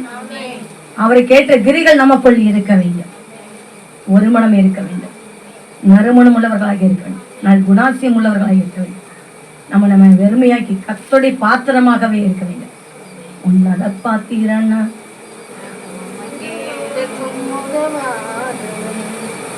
அழகும் பாத்திரன்னா. ஆமென். ஹல்லேலூயா. உன்னத பாத்திரம் தான், அவர் அழகின் பாத்திரம் தான் என்று சொல்றாங்க. ஆமென். ஹல்லேலூயா. நம்ம என்ன பாத்திரமா இருக்கணுங்க? உன்னத பாத்திரமாக அவருடைய கரத்தில் இருக்கிற அலங்காரமான கிரீடமும். ஆமென். ஹல்லேலூயா. அலங்காரமான பாத்திரமாக இருக்க வேண்டும். ஆமென் சொல்லாம. ஹல்லேலூயா. தானியேல் 12:12 சொல்லப்படுது பாருங்க. மகாபத்திரிய காலம் எப்பொழுது என்று சொல்லி தொடங்குறீங்களா? 3 ஆண்டு காலம், 360 நாட்கள், அதாவது 1260 நாட்கள். தானியேல் சொல்கிறார் பாருங்க. 1335 நாட்கள் என்று சொல்கிறார், 1260 நாட்கள் என்று சொல்கிறார். அநேக ஆக கோபாக்கினின் காலங்கள் வந்து 75 நாட்கள். எத்தனை நாட்களுங்க? ஆக மொத்தம் எத்தனை நாட்களுங்க? 75 நாட்கள். ஆமென் சொல்லாமே. ஹல்லேலூயா. சங்கீதக்காரர் இதுதான் சொல்றார். 75ஆம் சங்கீதத்துல 8:10 அந்நாளிலே துன்மார்க்கர்கள் யாவரும் உறிஞ்சி குடிப்பார்கள். எதை உறிஞ்சி குடிப்பாங்க? அவருடைய கோப அக்கினி என்கிறான வண்டல்களை உறிஞ்சி குடிப்பார்கள். கர்த்தருடைய பிள்ளை, கர்த்தரை நான் ஜெபிக்கிறேன், துதிக்கிறேன், நான் நம்பிக்கையா இருக்கிறேன், நான் செயல்படுகிறேன் என்று சொல்லிக்கிட்டு கர்த்தரை கேட்ட கிரிகளை அல்லாதவர்கள் எல்லா துன்மார்கள், மார்க்கம் தப்பி நடக்கிற வேத மார்க்கத்தை தப்பி நடக்கிறவர்களா துன்மார்க்கர்கள். ஹல்லேலூயா, ஹல்லேலூயா, ஹல்லேலூயா. இவர்கள் எல்லாம் கர்த்தர் தண்டிக்கிற காலமாக இருக்கிற வெளிப்படுத்தும் விசேஷத்துல தெளிவா சொல்லி 11ஆம் அதிகாரம் 14வது வசனம் சொல்கிறது பாருங்க. இரண்டாம் ஆபத்து கடந்து போனது, இதோ மூன்றாம் ஆபத்தும் கடந்து வருகிறது என்று சொல்லி பாருங்க. முதல் ஆபத்தே கொடுமையா இருக்குன்னா, இரண்டாம் ஆபத்து அதை விட கொடுமைனா, மூன்றாம் ஆபத்து அதை விட கொடுமையாக, இப்படி அடுத்தடுத்து அடுக்கடுக்காக கடந்து போய் கொடுக்க, அந்த ஆபத்துக்குள்ளாக நாம் சந்திக்கக்கூடியவர்களாய் இருக்கக்கூடாது. அந்த ஆபத்துகளுக்கு என்னன்னா விலக்கி நம்மளை காத்துக் கொள்ளக்கூடியவர்களாய் இருக்க வேண்டும். ஆமே, ஹல்லேலூயா. பாருங்க, அதுல 15வது வசனம் எப்படியாக சொல்கிறது பாருங்க. 7ஆம் தூதன் எக்கால ஊதினாரே, அப்பொழுது உலகத்தின் ராஜ்யங்கள் தம்முடைய கர்த்தருக்கும் அவருடைய கிறிஸ்துவுக்கும் உரிய ராஜ்யங்களாயின. அவர் சதா காலங்களிலும் ராஜ்யபாரம் பண்ணுவார் என்ற கெம்பீர சத்தங்கள் வானத்திலிருந்து உண்டானது. ஆமென், ஹல்லேலூயா. அந்த 7 எக்காலம் முடிஞ்சதுக்கு பின்னாக, அந்த 7வது எக்காலம் முடிந்ததுக்கு அப்புறம், அந்த வாதைகள் முடிஞ்சதுக்கு அப்புறம் தான் பாருங்க இந்த ராஜ்யம் யாருக்குரியதா மாறுகிறது? நம்ம ராஜாதி ராஜாவுக்குரியதாய் மாறுகிறது. ஆமென்.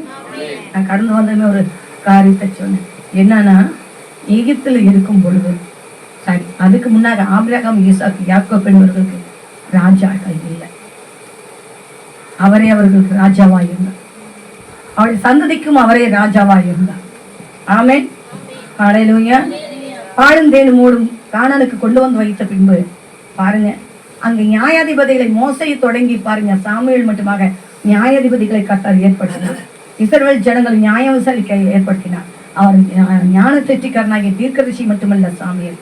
ஹல்லேலூயா, ஹல்லேலூயா, ஹல்லேலூயா சொல்லுவாமா, ஹல்லேலூயா சொல்லுவாமா. ஞான தெற்றிக்காரன் நியாயாதிபதி மட்டுமல்ல, அமைந்த சொல்லுவேன், சாரி, நியாயம் விசாரிக்கக்கூடியவராக இருந்தார். சிறந்த ஊழியக்காரனா இருந்தார். வழியிடுகிற ஆசாரியனாக இருந்தார். ஆமென் சொல்லுவேன். வழி செலுத்தக்கூடியவராகவும் இருந்தார். ஆமென் சொல்லுவேன். இஸ்ரவேல் ஜனங்களை நியாயம் விசாரிக்கக்கூடியவராக இருந்தார். ஆமென் சொல்லுவேன். ஆனால் இந்த ஜனங்கள் என்ன செய்தார்கள்? அந்த நியாயாதிபதியை தள்ளினார்கள். ஆமென் சொல்லுவேன். நியாயாதிபதியை தள்ளினார்கள். அப்பொழுது அவர் எங்க கடந்து போனார் தெரியுங்களா? துக்க முகத்தோடு தேவனாண்டை கடந்து போனார். ஆமென் சொல்லுவேன். துக்க முகத்தோடு தேவனாண்டை கடந்து போன பொழுது அவர் சொன்னார், நீ எந்த மட்டும் சாமியல நீ துக்கித்து கொண்டு இருப்பாய், உன்னையெல்லாம் அதே சாமியல என்னதான் அந்த ஜனங்கள் தள்ளினார்கள். ஹல்லேலூயா, ஹல்லேலூயா. நான் அவர்களுக்கு ராஜாவாக இதுவரை இருந்தேன், இனி ராஜா அவங்களுக்கு தேவை என்று சொல்லிக்கிற அப்படின்னால அவங்களுக்கு ராஜாக்களை ஏற்படுத்தி கொடு, அவங்க இப்படிதான் நடத்துவாங்கன்னு சொல்லு. ஹல்லேலூயா, ஹல்லேலூயா. அன்று அவர்களை விட்டு விலகினதான ராஜா இப்போ இந்த கடைசி முடிவுல அந்த 7 வாதைகளுக்கு பின்பாக அவர் நமக்கு ராஜாவாக வரப்போகிறார். ராஜ்ய பாரத்தை நமக்கு ஸ்தாபிக்க போகிறார் என்பதை நான் உங்களுக்கு சொல்லுகிறேன். ஆமென், ஹல்லேலூயா, ஹல்லேலூயா. கர்த்தருக்கு மகிமை உண்டாவதாக. ஆமென் தான் சொல்லுவோமே. 18வது வசனத்துல சொல்லுகிறேன். என்ன சொல்லுது தெரியுங்களா? வாசிங்க 11ஆம் அதிகாரத்துல 18வது வசனம். ஜாதிகள் கோபித்தார்கள், அப்பொழுது உம்முடைய கோபம் மூண்டது. யாருடைய கோபம் மூண்டதுங்க? ராஜாவுடைய கோபம் மூண்டது. ஜாதிகள், அதுதான் வேதம் தெளிவா சொல்லிக்கிறது. மனிதனுடைய கோபம் ஒரு காலம் என்ன பண்ண முடியாதுங்க, நியாயத்தை நடப்பிக்க மாட்டாது. ஆனா தேவனுடைய கோபம், ஹல்லேலூயா, ஹல்லேலூயா, ஜனங்களுடைய கோபம் ஒண்ணுமே பண்ணாது. ஆனா தேவனுடைய கோபம் ஒரு நிமிஷத்துல மனிதர்கள் அழிந்து விடுவார்கள், தேசம் அழிந்து விடும். ஆமென், ஹல்லேலூயா. இன்னொரு தரிசனங்களை பார்த்தேன், கடந்த வாரத்தில் சொன்னேன்னு எனக்கு தெரியாது.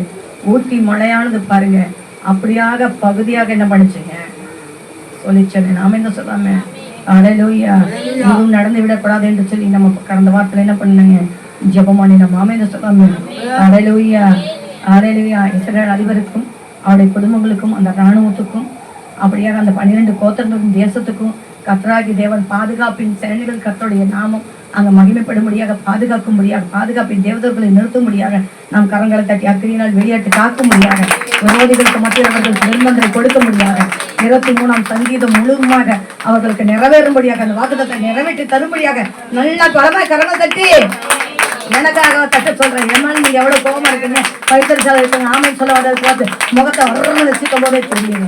ஹல்லேலூயா. நான் இஸ்ரவேல் அதிபருக்காக நான் சொல்றேன்.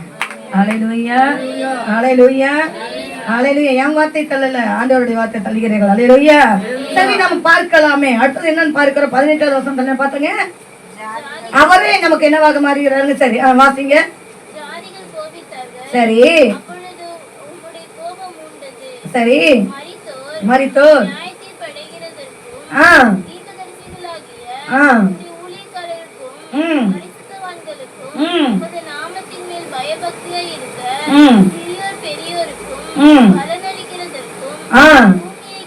Super super super. கெடுக்கிறவர்களை இதை நிறைவேறி கொண்டிருக்கிறது. நம் கரங்களை தட்டி கத்துக்கணும். தோணு நிறைவேறும் காலமாக இருக்கிறது. ஆமா என்ன சொல்லுவோமே. ஹல்லேலூயா. இதை கொடுத்து நம்ம பார்க்கிறோம். 2ஆம் அதிகாரத்தில் சங்கீதத்தில் எடுத்துக்கொள்ள வேண்டாம் 1வது வசனத்திலையும் கூட நம்ம பார்க்கிறோம். ஆமைன்னு சொல்லாமே. ஹல்லேலூயா. அடுத்ததாக 7ஆம் அதிகாரத்துல 10வது வசனத்திலையும் கூட தானியேல் புத்தகத்திலையும் கூட பார்க்கிறோம். சரி, ஒரு பக்கம் அப்படியாக இருந்தா கூட பாருங்க, வேதம் என்ன சொல்லிக்கிறதுனா, மல்கியா தீர்க்கதரிசன ஆகமத்தில் சொல்லப்பட்டது போல மீண்டும் ஒரு நியாயத்திற்பின் சங்கம் அமர்கிறது. ஆமே. அங்க அமர்ந்து அவருக்கு ஊழியம் செய்ததும் செய்யாததும் அவரால் இருந்த நாட்களும் இல்லாத நாட்களையும் கர்த்தர் தெளிவாக எழுதி வைத்து பதில் கொடுக்கும் பிரதிபலனை அடைகிற காலமாக இருக்கிறது. ஆமே சொல்லுவோமே. ஹல்லேலூயா ஹல்லேலூயா. இன்னொரு வசனங்களை வாசிங்க. அதுல 14ஆம் அதிகாரத்துல 7வது வசனத்தை வாசிங்க. மேலும் பரிசுத்தங்களோட 14ஆம் அதிகாரத்துல 7வது வசனம். மிகுந்த சத்தமிட்டு தேவனுக்கு பயந்து அவரை மகிமைப்படுத்துங்கள். அவர் நியாய தீர்ப்பு கொடுக்கும் வேலை வந்தது. வானத்தையும் பூமியையும் சமுத்திரத்தையும் நீரூற்றையும் உண்டாக்கினவரையே தொழுது கொள்ளுங்கள் என்று கூறினார்.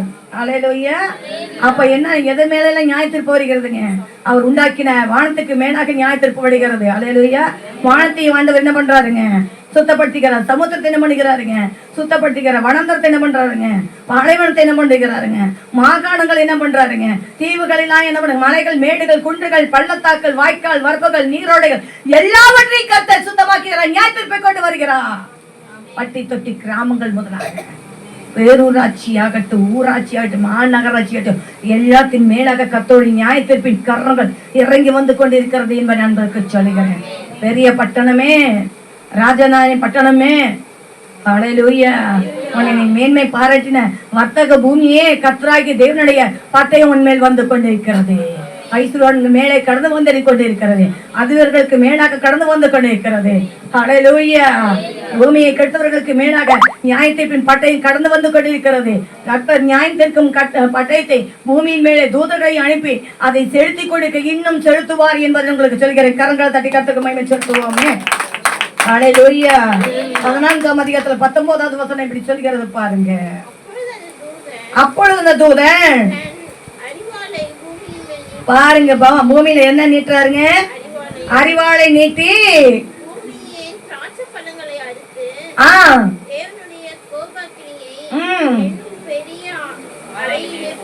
ஆளையிலே போட்டாங்க. ஹல்லேலூயா ஹல்லேலூயா. தேவனுடைய கோபக்கினி நாளை பெரிய என்று சொல்லப்படுகிறது. ஆமென் சொல்லாமே. பெரிய நியாய தீர்ப்பு உண்டாகிறது. பெரிய ஆளையிலே போட்டான் என்று சொல்லப்படுகிறது. அப்படின்னா சின்ன ஆளையில 1 லிட்டருக்கு தேவையான திராட்சை ரசத்தை அதுக்குண்டான மிஷன் போதும் இல்லைங்களா?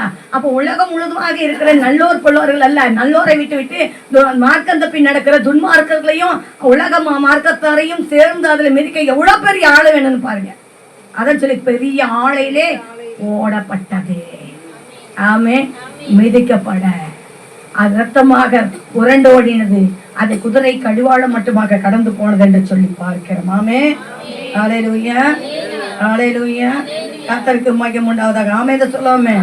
அது எத்தனைன்னு சொல்லி இருக்குங்க? அதுல 20வது வசனம் சொல்லி இருக்கு, வாசிங்க.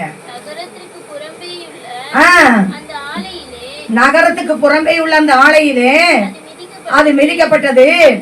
அந்த ஆலையில இருந்து 1600 ஸ்தாதி தூரத்தில் ரத்தம் புறப்பட்டு குதிரைகளின் கடிவாள மட்டுமாக பெருகி வந்தது. ஐயா, மனுஷங்க கையில விழுந்தாலே ரொம்ப கொடுமையா இருக்கு.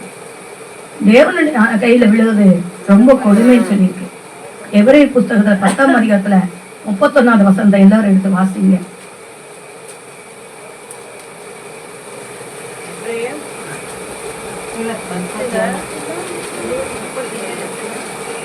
ஜீவனுள்ள தேவனுடைய கைகளில் விழுவது, நான் உங்களுக்கு சொல்லுகிறேங்க, ஜீவனுள்ள தேவனுடைய கைகளில் விழுவது பயங்கரமா இருக்கும். இன்னைக்கு கர்த்தருக்குள் இருக்கிறவங்க இல்லாதவங்க, கர்த்தருக்கு கீழ்ப்படியாதவங்க, கர்த்தருடைய சபைகளுக்குள்ள சமூகத்துக்குள்ள இருக்கிறவங்க இல்லாதவங்க எல்லாவற்றையும் கர்த்தர் என்ன பண்ணுவார்? வேர்பிரிக்கிறார். ஆமென். இருந்தும் கர்த்தர் கேட்ட கிரிகள் இல்லாதவர்களையும் கர்த்தர் வேர்பிரிப்பார். ஆமென் சொல்லுங்க. அல்லேலூயா. எடுத்து கர்த்தர் என்ன பண்ணுவார் தெரியுங்களா? ஆணையை போடுவார். ஆமென். அல்லேலூயா. இதை கடைசி கால நிகழ்வுல வாழ்ந்து கொண்டிருக்கிறோம். அவர் ஒருவேளை முடிவை கொண்டு வரலாம். அதுக்கு முன்னாக பூமியில இருக்கிற ஓத்தரித்தை சகிப்பவன் யார்? அவருடைய கோபத்தின் நாட்கள்ல அவருடைய கோபத்தின் நிமித்தமாக அதை சகிக்கக்கூடியவன் யார்?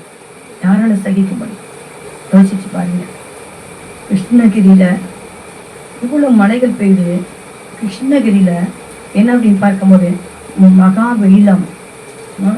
வெயில்னால ஏதோ பிராணிகள் இதெல்லாம் செத்து போச்சு அப்படிங்கிற மாதிரி செய்தி ஏதோ மொத்தத்துல கிருஷ்ணகிரி மாவட்டத்துல மிகப்பெரிய வெயில் அப்படின்னு சொல்லி, அதனால யானைகள் என்ன பண்ணான்?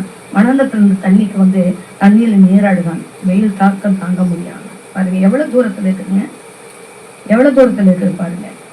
கர்த்தருக்கு ஸ்தோத்திரம். எப்போனாலும் அவருக்கு நாட்கள் தேவையில்லை. எப்போனாலும் என்ன பண்ணலாம்? உங்களுக்கு தெரியும், ராமநாதபுரம் மாவட்டத்துல கிட்டத்தட்ட பாருங்க வானம் மேக வெடிப்பு சிதறிச்சான். மேகம் வெடிச்சு சிதறி 41 சென்டிமீட்டர் என்ன பண்ணிச்சுங்க மழை பெய்து. மக்களுக்கு உயிர் சேதம் இல்லை, ஆனா பல வீடுகள் தண்ணீரை மூழ்கிடுச்சான். பாம்பன் பாலமே பாருங்க அந்த தண்ணீர் மூழ்கி எல்லாமே ஒரே போல கடல் போல காட்சி அளித்தார். பாருங்க, என் தேவனாகி கர்த்தர் வானத்தை திறக்க 2 விதமாய் திறப்பார். ஒன்று அக்கினினால் திறப்பார், இன்னொன்று தண்ணீர்னால் திறப்பார். ஆனா நம்மளுடைய வாழ்க்கை எங்க இருக்கிறது? நம்முடைய வாழ்க்கை தரம் அவருக்குரியதா இருக்கிறதா அல்ல உலகத்துக்கு ஒத்ததா இருக்கிறதா? அவருக்கு ஏற்ற கிரிகள் நம்ம கிட்ட இருக்கிறதா? அவருக்கு அற்ற கிரிகள் இருக்கிறதா? யோசித்து பாருங்க. என் பலவீன நாட்கள் ஆண்டவர் சொன்னது தெரியுங்களா? உற்சாகத்தை ஆவியை தந்து என்னை தாங்கும் ஆண்டவரே. உற்சாக ஆவியை தந்து என்னை தாங்கும் ஆண்டவரே. இந்த சோர்வின் ஆவி விட்டு பலனுள்ள ஆவியினால் கடந்து ஓடி இன்னும் அநேக மக்களுக்கு சொல்ல எனக்கு உதவி செய்யும் ஆண்டவரே. ஆமென். அல்லேலூயா. நேற்று தினத்துல பார்க்கும்போது சூளைப்பகுதியில் தர்ம ஊழியத்துக்கு கடந்து போனப்பா, நேற்று தினத்துல பிரெட்டு கொண்டு வர சொல்லிப்போம். 11 மணிக்கெல்லாம் டானு கொண்டு வந்துருந்தேன்னு சொன்னான். அவங்க அப்படியாக டைமிங் ஆகி மணி 2 மணி ஆயிடுச்சு பாருங்க. அதுக்காக எனக்கு மனசு சோர்வோடு உட்கார்ந்து, ஐயோ என் பிள்ளைகள் எல்லாம் வந்துட்டு பார்த்துட்டு போறாங்களே, இருந்துட்டு அவங்கவுங்க பாவம் முதல் வயதுல பார்க்கும்போது முதல் வயதுல இருக்கிற அத்தனை பேர் நான் அங்க கார்ல போய் இறங்குனதுமே பாருங்க, அங்க பார்க்கணும் எல்லா பிள்ளைகளும் ஸ்தோத்திரம் பண்ணாங்க. வயசானவங்களா அம்மா சோத்திரம் சோத்திரம் சோத்திரம் சோத்திரம் சோத்திரம் எல்லாருமே ஸ்தோத்திரம் பண்ண ஆரம்பிச்சுட்டாங்க. அல்லேலூயா. ஸ்தோத்திரம் பண்றாங்க, அழுதைய சொல்றாங்க. அம்மா உங்க முகத்தை பார்த்தாலே எங்களுக்கு மிகுந்த சந்தோஷம் அப்படிங்கிறாங்க. அப்படின்னு என் முகத்துல என்னில் இருக்கிற ஆண்டவர் அப்படியாக வெளிப்படுத்துகிறார். ஆமென் சொல்லுங்க. அல்லேலூயா, அல்லேலூயா. அப்போ நேராக நான் உட்கார்ந்து கொண்டு அதிசயங்கள் செய்கிறவர் நம் அருகில் இருக்கிறார், அற்புதங்கள் செய்கிறவர் என்றும் நமக்குள் வசிக்கிறார். அந்த பாடலை பாடிக்கொள்ளுங்க. அற்புதம் செய்யுங்கப்பா எங்க வாழ்க்கையில உண்மைத்தான். அந்த பாடல்களை 2 பாடலும் பாடிட்டு இருக்கும்போது தாயார் இங்க ஜெபம் பண்ணாங்க. அப்போ அவங்க என்னை பார்த்துட்டு சொன்ன வார்த்தைக்கு அந்த பிள்ளைகள்லாம், அம்மா நீங்க கவலைப்படாதீங்க, நீங்க சோர்ந்து போகாதீங்க, அது வந்தாலும் வரலைனாலும் பரவாயில்லம்மா, அடுத்த வாரம் நீங்க எங்களுக்கு கொடுங்கம்மா, நீங்க அதுக்காக சோர்ந்து போகாதீங்க. அத்தனை பிள்ளைகள் என்ன பண்றாங்க? பேசிக்கிறாங்க. அல்லேலூயா, அல்லேலூயா. வரலன்னு அதை குறிச்சு கவலைப்படாதீங்கம்மா, நீங்க கவலைப்படாதீங்க, நாங்க இருக்கிறோமா உங்களுக்கு, நாங்க இருக்கிற உங்களோட கூட இருக்கிறோம், அதுக்காக நீங்க சோர்ந்து போகாதீங்கன்னு சொல்றாங்க. ஆமென் சொல்லாம பேசிக்கிறவர் நம்மளோட கூட இருக்கிறார், நம்மளோட கூட இருக்கிறார். ஆமென் சொல்றாங்க. அல்லேலூயா, அல்லேலூயா. கர்த்தருக்கு மகிமையாக. சரி, இன்னொரு வசனங்களை வாசிக்கிறமே. 15:1 வாசிக்கல. 15:1. வானத்திலே மிகவும் ஆச்சரியமான வேறொரு அடையாளமாகிய கடைசியான 7 வாதைகளுடைய 7 தூதரை கண்டேன். அவைகளால் தேவனுடைய கோபம் முடிகிறது. வாசிங்க, அதுல 7வது வசனத்தை வாசிங்க. அப்பொழுது அந்த 4 ஜீவன்களில் ஒன்று சதா காலங்களிலும்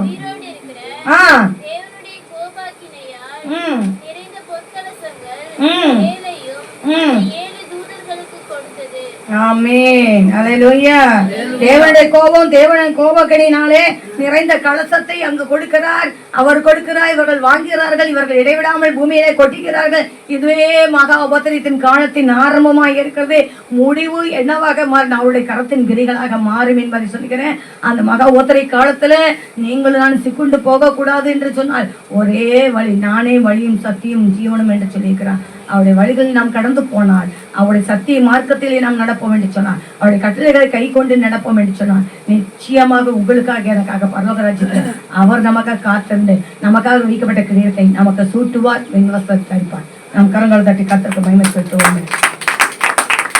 ஹல்லேலூயா. அப்படியாக எல்லாம் முழங்கால் படியிடுவோம்.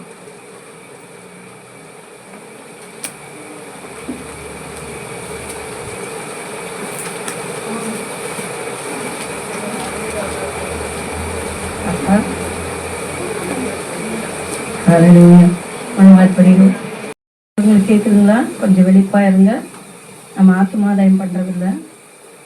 எல்லா ஆத்மாக்கள் காணாமல் போனாலும் கவலைப்படுறதில்லை. அதற்காக போய் பேசுவதில்லை, ஜெபிப்பதில்லை, அதுக்காக யோசிக்கிறதோ கண்ணீரிடுறதோ இல்லை.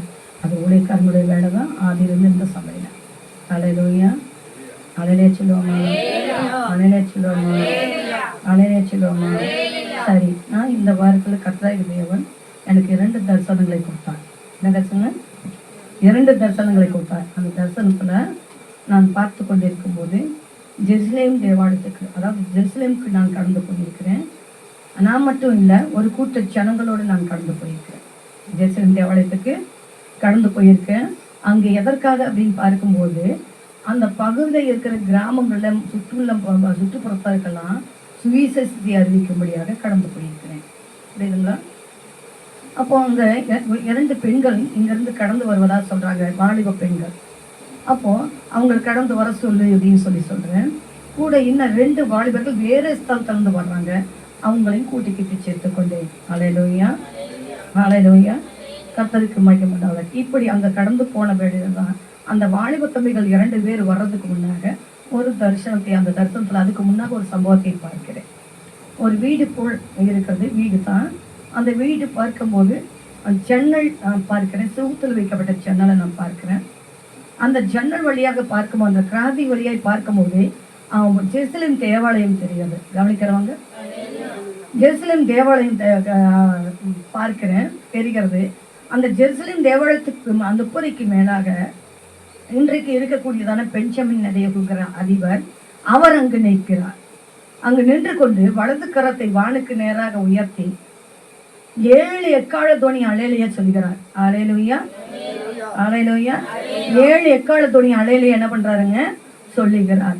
எக்கால துணி சொல்லும் பொழுது நானும் இசைந்து சொல்கிறேன். ஆமென், அலையிலுயா, அலையிலுயா. அப்ப இசைந்து நான் சொல்லுகிறேன். கடைசியில் அவருக்கு சொல்றேன், ஆமேன்னு சொல்றேன். அவர் முடிச்சதுமே அப்புறம் காட் பிளஸ் யூன்னு சொல்றேன்.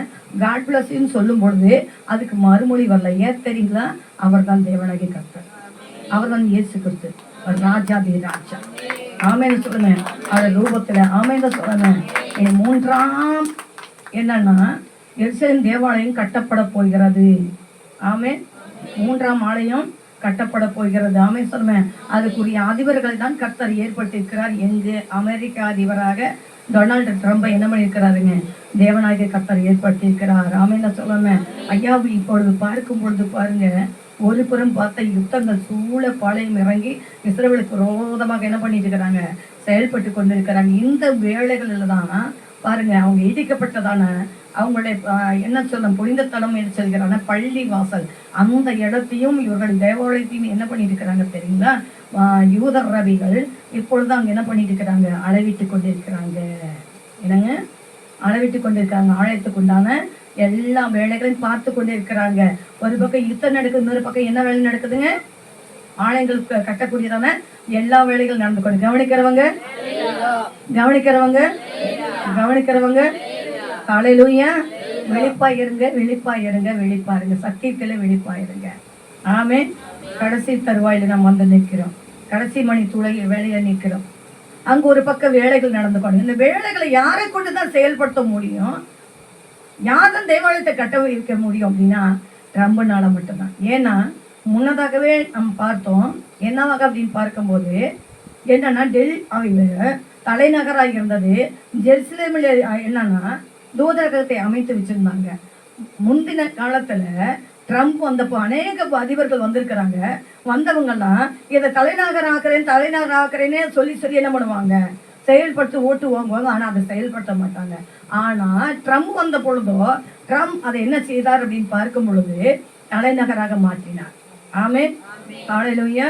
இப்பொழுது தேவாலயங்களை கட்டுவிக்க ஒரு ஜோ பைடனும் இன்னும் வேற ராஜ்யபுசம் மற்றவங்க நாட்கள் அது நடக்காது. யாரால தான் நடக்கும்னு சொன்னா ட்ரம்புனால தான். ஆமே. ஹல்லேலூயா. ஹல்லேலூயா. பாருங்க, ட்ரம்ப் வந்ததுமே ஒரு அதிர்வலை வந்தது அங்குள்ள நாட்டில் உள்ள அத்தனை பேருக்கு. ஏன் சொல்லுங்களேன்? தேவனால் அபிஷேகம் பண்ணிவிட்ட ஒரு மனிதன். ஆமே. ஹல்லேலூயா. ஹல்லேலூயா. ஒரு புறம் என்ன நடக்குதுன்னா அந்த ஆலயத்தை கட்டுவதற்கு உண்டான எல்லா உரிமைகளையும் கொடுப்பார் ட்ரம்ப். ஆமேதான் சொல்றேன். அப்ப அந்த 3ஆம் ஆலயம் கட்டப்படும் பொழுது அந்த தேவாலயத்துல யார் வந்து உட்கார போகிறாள் என்று சொன்னால் அவன் வரைய போகிறான். அபிஷேகம் பண்ணப்பட்ட கேருப்பு என்பவன் நானே கிறிஸ்து என்று சொல்லி தனக்கு தானே பேரிட்டு வைத்தவன் அவன் வந்து அமரப் போகிறான். இதற்காகவே இந்த எக்கால துணி. ஆமே. உபத்திரை காலங்கள் என்று சொல்கிற மகா உபத்திரை காலங்கள் தொடங்கும் நாட்களை தான் இது குறிக்கிறது. நாம் வாசிப்போம் பாருங்க. 7 கலசங்களும் 7 கலச நியாயத்திற்கும் 7 வாதைகள் என்று சொல்லப்படுகிற தலைப்பில் தான் நண்பர்களோடு பேச இருக்கிறேன். கர்த்தருக்கு மகிமை உண்டாவதாக. 15ஆம் அதிகாரத்துல வெளிப்படுத்தின விசேஷத்துல பாருங்க சொல்லப்படுகிறது 1 to 8 வசனங்கள் இப்படியாக சொல்கிறது. எடுத்துக்கொள்ளப்பட்டவங்க வேகமா எனக்காக பின்பு வானத்திலே பெரிதும் ஆச்சரியமான என்னமா வேறொரு அடையாளங்கள் பாத்தீங்களா? கடைசியான 7 வாதைகளுடைய 7 தூதரை கண்டே அவைகளால் தேவனுடைய கோபம் முடிகிறது. என்ன முடிகிறதுங்க? கோபம் முடிகிறது. ஹல்லேலூயா. அப்படின்னா இன்னைக்கு உங்களுக்கு தெரியும் ஜோ பைடன் என்ன பண்ணார் அப்படின்னா கண்டமிட்டு கண்டன் பாயக்கூடியதான ஏவுகணையை உக்ரைனுக்கு கொடுத்தார். ஆமே. ஹல்லேலூயா. ஹல்லேலூயா. உக்ரைனுக்கு கொடுக்கும் பொழுது அதை ஹல்லேலூயா இவர்கள் வாங்கி எங்க ஏவுகணை விட்டாங்க? ரஷ்யாவுக்குள்ளாக அனுப்பினாங்க. தூங்கி கொண்டிருந்ததான மிருகம் இப்படி என்ன பண்ணுதுங்க? எழுப்பட என்ன ஆகுங்க? தூங்கிட்டு இருக்கிற மிருகத்தை எழுப்பட என்ன ஆகுங்க? சீருமா சீராதுங்களா? பாம்பு சீருமா சீராதா? சிங்கம் சீருமா சீராதா? சொல்லுங்களேன். புலி சிறுத்தை சீருமா சீராதா? ஹல்லேலூயா. இப்பொழுது அமைதலா இருந்ததான அந்த அதிபனாகிய புலின் என்ன பண்றாங்கன்னா எழும்பிட்டாங்க. எழும்பி இப்ப என்ன சொல்றான்னு தெரியுங்களா? ஹல்லேலூயா. மிகப்பெரியதான கண்டம் விட்டு கண்டம் பாயக்கூடிய அதையும் தாண்டினதான ஏவுகணை அனுப்பி பாருங்க அங்க 80,000 ராணுவர்கள் என்ன பண்ணியிருக்கிறாங்க?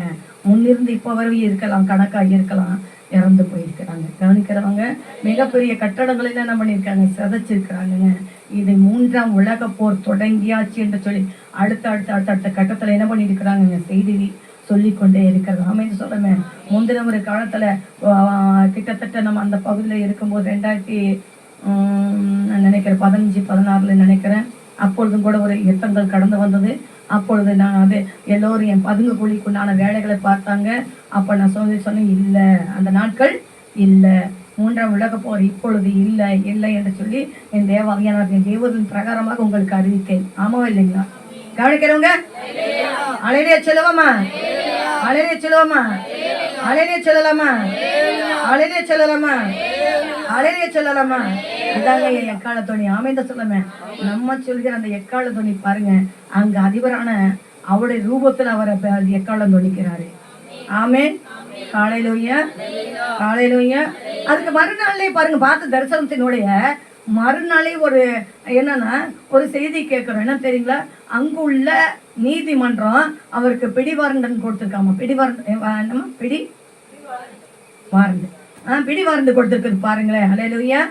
தரிசனங்கள் நிறைவேறும் காலம். ஏற்கனவே என்னன்னா பார்த்து 3ஆம் நாளே நடந்தது. என்னன்னா பாலஸ்தீனா யுத்தங்கள் தொடங்கினது. நான் பார்த்து கொண்டிருந்த பொழுது ஒரு மிகப்பெரியதான கொம்பு, அந்த பெரிய கொம்பை சின்ன கொம்புல இருக்கிறதான சின்ன கொம்புல இருக்கு. அந்த சின்ன கொப்புல இருந்து தீ அதை போய் என்ன பண்ணுதுங்க? பார்த்தோமா இல்லைங்களா? சொன்னா இல்லைங்களா? ஆமாவா இல்லைங்களா? ஆமா இல்லைங்களா? ஆமா இல்லைங்களா? அப்போ ஏதோ என்று சம்பவிக்க போகிறது. அது இஸ்ரவேல் தேசத்துக்கு தான் சம்பவிக்க போகிறது. அதுதான் கர்த்தராகிய தேவனுக்கு வெளிப்பாடுகளை கொடுத்தார் என்று நான் உங்களுக்கு சொன்னேன். ஆமென். ஏனென்று சொன்னால் தீர்க்கதரிசிகளுக்கு கர்த்தராகிய தேவன் தன்னுடைய தீர்க்கதரிசிகளுக்கு செய்ய வேண்டிய காரியத்தை சொல்லாமல் செய்ய மாட்டாராம். ஆமென். அது நடந்து ஈடேறினது. ஆமென். அல்லேலூயா. இப்பொழுது ஒரு தரிசனத்தை காண்பித்திருக்கிறார். இனி வரக்கூடிய வசனங்களை. ஆமென். அல்லேலூயா. அல்லேலூயா. அந்த ஜெருசலேம் தேவாலயத்துல அங்க ஜெருசலேமில் எனக்கு என்ன நடந்தது தெரியுங்களா? அங்க ஒரு பந்தி விருந்து ஆயத்தமாய் இருந்தது. அந்த பந்தி விருந்து ஆயத்தத்துல நான் அவருக்கு என்ன பண்றேன்னு தெரியுங்களா? அல்லேலூயா. ஒரு ஊழியக்காரர் ரூபத்துல அவர் இருக்கிறார். அவருக்கு நிறைவான ஆகாரத்தை கொடுக்கிறேன். புரியுதுங்களா? அவர் சொல்லிக்கிறார், எனக்கு போதுமானது நிறைவாய் நான் என்ன பண்ணியிருக்கேன், புசித்தேன் என்று சொல்லி. ஆமென். அல்லேலூயா. அல்லேலூயா. அதான் அவருக்கு அடுத்தது யார் உட்கார போறாங்க பந்தியில? ஆமென் சொல்லமே. மக்கள் அமர போகிறாங்க. ஆமென் சொல்லமே. அல்லேலூயா. கல்யாண வீட்டுக்கு ஆயத்தம் உள்ளவர்கள், அடைக்கப்பட்டவர்களுடைய ஆட்டுக்குட்டியானுடைய கல்யாண நாளுக்கு ஆயத்தமாய் இருக்கிறவர்கள் பாக்கியவான்கள் என்பதை உங்களுக்கு சொல்லுகிறேன். இன்னைக்கு கடைசி மணி துளி வேளையில நின்று கொண்டிருக்கிறோம். ஆமென். அல்லேலூயா. பிடிவாண்டு கொடுத்தாங்க. ஆமென் சொல்லமே. அல்லேலூயா. அல்லேலூயா. நாங்க ஜெபிக்க ஆரம்பித்திருக்கிறோம். ஆமென் சொல்லமே. அல்லேலூயா. அப்படிப்பட்ட ஒரு சம்பவங்கள் நடந்து ஈடேறக்கூடாது என்று கர்த்தராண்டைக்கு நாங்கள் கரங்களை வைத்து உயர்த்தினோம், கண்களை ஏறெடுத்தோம் வானுக்கு நேராக. அடுத்த ஒரு செய்தி கடந்து வந்து என்ன தெரியுங்களா? இதுக்கு முன்னதாக பிடிவாரண்டு யாருக்கு கொடுக்கப்பட்டது தெரியுங்களா? வல்லரசு நாடான மிகப்பெரிய நாடான அரசா இன்னைக்கு செயல்பட்டு கொண்டிருக்கிற உடனுக்கு அப்படிப்பட்ட ஒரு வாரண்ட் கொடுக்கப்பட்டிருந்தோம், பிடிவாரண்டு கொடுக்கப்பட்டிருந்தோம். வேறு நாடுகளுக்கு கடந்து போனால் அந்த கட்டுப்பாட்டுக்குள்ள அந்த நாட்டுக்குள்ள மட்டும்தான் இருக்கணுமா. அடுத்த நாட்டுக்குள்ள கடந்து போனா அந்த தேசத்தை அதிபர்கள் என்ன பண்ணுமா, பிடித்து சிறைப்பிடித்து கொடுக்கணுமா. பாருங்க. அப்படி இருக்கும்போது இவர் இடப்பட்ட காலத்துல என்னன்னு அந்த பிடிவாரண்டு மாற்றங்கள் கடந்து வரல. பட் என்னன்னு பார்க்கும்போது அங்க மாஸ்கோவோ மங்கோலியாவோ இதுல ஒரு மீட்டிங்க்கு அங்க கடந்து போறாரு. அங்க கடந்து போனப்போ அங்கு என்ன பண்ணல, சிறைப்பிடிக்கல. அப்ப அந்த நீதிமன்றம் கூப்பிட்டு கேட்கிறாங்க. அப்ப அவங்க சொன்ன தகவல் என்ன தெரியுங்களா? அந்த நாட்டு அதிபர்கள் சொன்ன ஒரு காரியங்கள் என்ன தெரியுங்களா? எங்களுக்கு அப்படிப்பட்ட ஒரு செய்தி வரல. அல்லேலூயா. உடனுக்கு கர்த்தர் தப்புவிக்க, அவன் தன்னைத்தானே தப்புவிக்க அவனுக்கு ஒரு ஆவி துணை நிற்கும்னா நம்ம பெஞ்சமின் தெய்வுக்கு சேனைகள் கர்த்தரை துணை நிற்பான். சேனைகள் கர்த்தரை அந்த அதிபருக்கு துணை நிற்பார். இஸ்ரவேல் ராஜாவுக்கு அவரே துணையை நிற்பார் என்பதை நாங்கள் சொல்ற கரங்களை தட்டி அல்லேலூயா. அல்லேலூயா. அல்லேலூயா. சரி, நம்ம உள்ள கடந்து போவோம். பாருங்க, தேவனுடைய கோபங்கள் இன்னைக்கு பூமி எங்கும் பற்றி எறிகிறது. ஆமென் சொல்லுமே. 3ஆம் உலக போர் ஆரம்பித்து விட்டது என்பதை நான் சொல்லுகிறேன். கனடா தேசத்துல உணவு தானிய பஞ்சம், பாலஸ்தீனால பஞ்சம், பிரித்தானியாவிலையும் தன்னுடைய நாட்டுக்கு எச்சரிக்கிறாருங்க. யாரு தெரியுங்களா? புடி என்ன சொல்றாரு தெரியுங்களா? நீங்க உணவு தானியங்களை என்ன பண்ணுங்க, தண்ணீர் எல்லாம் நீங்க கேதர் பண்ணி வச்சுக்கோங்க, சேகரித்து வைத்துக் கொள்ளுங்க. ஏன்னு சொன்னால் 3ஆம் உலக போர் தொடங்கி விட்டது என்று சொல்கிறார். பக்கத்தில் இருக்கிற பிரித்தானியாவுக்கு, அந்த நாட்டை சேர்ந்த வல்லரசு நாட்டை சார்ந்து இருக்கிற நாடுகளுக்கும் மற்ற நாடுகளுக்கு அறிக்கை செய்கிறார். அல்லேலூயா. அல்லேலூயா. தேவ ஜனமே. இன்னொரு பக்கம் இந்திய தேசத்துடைய பாரத பிரதமர் சொல்றாப்புல, இப்படி 3ஆம் உலக போர் தொடங்கி விட்டா நம்ம வளங்கள் கெட்டு போயிடுமே, இந்திய தேசத்துடைய செழுமையான வளங்கள் கெட்டு போயிடுமே, பஞ்சங்கள் வந்துவிடுமே என்று சொல்லி இந்த மனிதனும் புலம்புகிறார். அல்லேலூயா. அல்லேலூயா. நான் உங்களுக்கு சொல்லுகிறேன். அல்லேலூயா. அல்லேலூயா. கர்த்தருக்கு மகிமை உண்டாவதாக. பஞ்சங்கள் வரும் நாட்களில் வாழ்ந்து கொண்டு, கொள்ளை நோய்கள் புறப்பட்டு வரும் காலங்களில் நாம் வாழ்ந்து கொண்டிருக்கிறோம். 3ஆம் உலக போர் உருவாகும் நாட்களில் கடந்து வாழ்ந்து கொண்டிருக்கிறோம் என்பதை உங்களுக்கு சொல்கிறேன். தேவனுடைய கோபங்கள் 7 வாதைகளோடு முடிகிறது. இப்பொழுது 7ஆம் வாதைகள் தொடங்கும் காலத்தில் நீங்கள் வாழ்ந்து கொண்டிருக்கிறோம். அதை முடிப்பது யார் என்று சொன்னால் நம் இயேசு கிறிஸ்து, நம் ராஜாதி ராஜா தான் அதை முடிவுக்கு கொண்டு வர போகிறார். ஆமென் சொல்லுமே. தெசலோனிக்கருக்கு பவுல் எழுதி வச்சிருக்கிறார். என்ன தெரியுங்களா?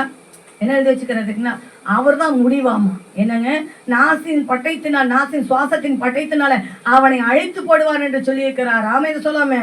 ஹல்லேலூயா. அதமாக்குவார் என்று சொல்லியிருக்கிறார். ஆமென் சொல்லாமே. ஹல்லேலூயா. ஹல்லேலூயா. கர்த்தருக்கு மகிமை உண்டாவதாக. கர்த்தராகிய தேவன் என்று பேசிக் கொண்டிருக்கிறார். எத்தனை பேருடைய கண்கள் திறந்திருக்கிறது என்பது தெரியாது. நான் யெகோவா தேவனாகிய கர்த்தரை நிற்பதை நான் பார்த்துக் கொண்டிருக்கிறேன். உங்களுக்கு பின்னாக நிற்கிற தூதர்களை பார்க்கிறேன். பின்னாக நிற்கக்கூடிய தூதர்களை பார்க்கிறேன். இடதுபுறம் வலதுபுறம் இருக்கிற தூதர்களை பார்க்கிறேன். பட்டயத்தை வைத்துக் கொண்டிருக்கிற தூதர்களை நான் பார்க்கிறேன். தேசமெங்கும் அவர்கள் புறப்பட்டு போய் உருவ குத்துகிற தூதர்களாக நான் பார்க்கிறேன். எசேக்கியேல் 9 சொல்லப்பட்டது போல அன்று நான் பார்க்கிறேன். அல்லேலூயா. அல்லேலூயா. அல்லேலூயா. தேவனுடைய கோபங்கள் பூமி எங்கும் கடந்து வந்திருக்கிறது. ஆமென் சொன்னமே. பயம் இல்லை, பயப்படவங்க இல்லை, சிலர் இல்லைங்கிறார், உணர்வு இல்லைங்கிறார். ஆமென் சொல்லாமே. அல்லேலூயா.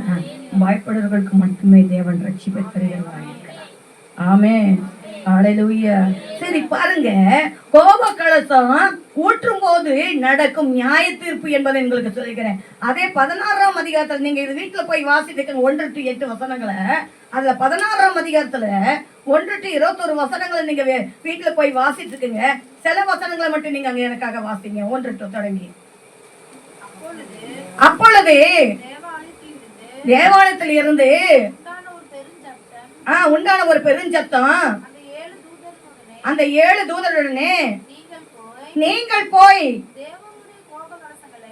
தேவனுடைய கோப கலசங்களை பூமியின் மேல் ஊற்றுங்கள் என்று சொல்ல கேட்டே. அல்லேலூயா. அல்லேலூயா. கர்த்தருக்கு மகிமை உண்டாவதாக. தேவ ஜனமே, நான் உங்களுக்கு சொல்ல விரும்புகிறேன். என்ன என்று சொல்லி பார்க்க ஒரு 8 காரியங்களை நான் உங்களுக்கு சொல்ல விரும்புகிறேன். என்னன்னா, வெளிப்படுத்தல் விசேஷத்துல என்ன சொல்லியிருக்குன்னா, 10 தொடங்கி 14ஆம் அதிகாரங்கள் வரையும் வெளிப்படுத்தல் விசேஷத்தில் 8-3 அதிகாரங்களிலும் இவர் யார் என்று பார்க்க முடியும். என்னங்க, யார் என்று பார்க்க முடியும். அல்லேலூயா. அல்லேலூயா. அல்லேலூயா. சரி, அதே நம்ம சங்கீதத்துல 141:2 பார்க்கும்போது என்னன்னா, விண்ணப்பமாக தூபமாக போவது என்ன என்பது பார்க்க முடியும். அதே எபிரேய புஸ்தகத்துல 9:2 to 8 வசனங்கள் நீங்க வாசித்துக்கங்க, எழுதி வச்சுக்கோங்க. பொற்கோள் பிடித்து இயேசு பிரதான ஆசிரியராக பலிபீடத்தின் படியில நிற்கிறவராக அங்க எழுதி வைக்கப்பட்டிருக்கிறது. அல்லேலூயா. அல்லேலூயா. நான் உங்களுக்கு சொல்கிறேன், இந்த 7 தூதர்கள்ல கரங்கள்ல அக்கினி கொடுப்பவர் யார் என்பதை உங்களுக்கு சொல்கிறேன். அல்லேலூயா.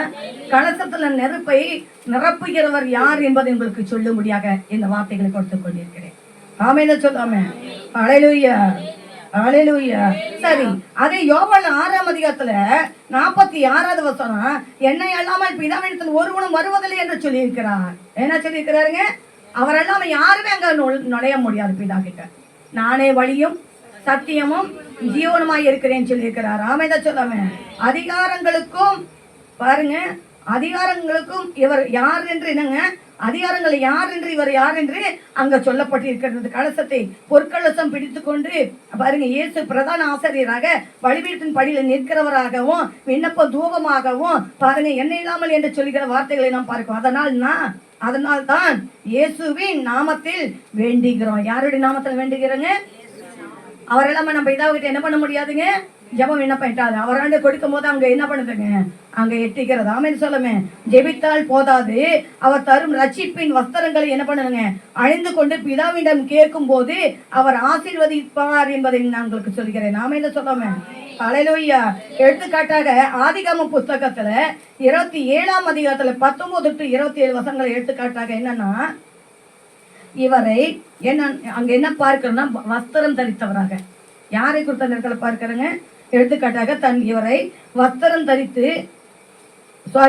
வஸ்திரத்தை முகர்ந்து வயல்வெளியின் வாசனை என்று சொல்லுவது போல இரத்தத்தால் தோய்க்கப்பட்ட வஸ்திரத்தை அணிந்த பிதாவின் முன் நின்று ஜெபிக்கும் போது அவர் ஆசீர்வதிக்கிறார். ஆமென். பிதாவிடம் நம்ம கடந்து போன யார் தான் நமக்கு வழியா இருக்கிறாருங்க? யார் தான் வழியா இருக்கிறாருங்க? பிரதான ஆசிரியரா யார் இருக்கிறாருங்க? அந்த இடத்துல பொற்பலி பீடத்துல யார் இருக்கிறாருங்க? ஒரு தூபத்தை பிடித்துக் கொண்டிருக்கிறவர் யாரா இருக்கிறாருங்க? நம்ம இயேசு கிறிஸ்துவாக இருக்கிறார். ஆமென். ஹல்லேலூயா. ஹல்லேலூயா. ஹல்லேலூயா. அதான் நம்ம இங்க வாசித்தோம். ஆமென் சொல்லாமே. ஹல்லேலூயா. என்னன்னா அங்க நம்ம பார்க்கிறோம், ஏசாவுடைய குரலை போல அல்ல, உன்னுடைய வஸ்திரமும் வயல்வெளியின் வாசனை போல் இருக்கிறது யாக்கோபை சொல்கிறார். ஆமென் சொல்லாமே. ஹல்லேலூயா. அப்ப வயல்வெளியின் வாசனை எது? சபையின் வாசனை. ஹல்லேலூயா. முதல்ல பார்க்கும்போது என்ன வாசனை இருக்க வேண்டுமா? அவர் ரத்தத்தினால் தொழிக்கப்பட்ட வஸ்திரத்தோடு அங்கு பிதாவிடம் விண்ணப்பம் பண்ணக்கூடியவராய் இருக்கிறாராம். ஆமென் சொல்லாம. அவர் நிமித்தமாக கர்த்தர் நம்மளை ஆசீர்வதிக்கிறாராம். பாருங்க, யாத்திராகம புஸ்தகத்துல 3ஆம் அதிகாரத்துல 2, 3, 4 வசனங்கள் இவரை குறித்து தூதனானவர் என்று சொல்லப்பட்டிருக்கிறார். என்ன சொல்லியிருக்குதுங்க? இவரை குறித்து, இயேசு கிறிஸ்துவை குறித்து என்ன சொல்லியிருக்குதுங்க? தூதனானவர் என்று சொல்லப்பட்டிருக்கு. யோசுவா புஸ்தகத்துல 5ஆம் அதிகாரத்துல 13, 14, 15 இதை வீட்டுல போய் வாசிங்க. அதிலும் தூதனானவர் என்று சொல்லப்பட்டிருக்கிறது.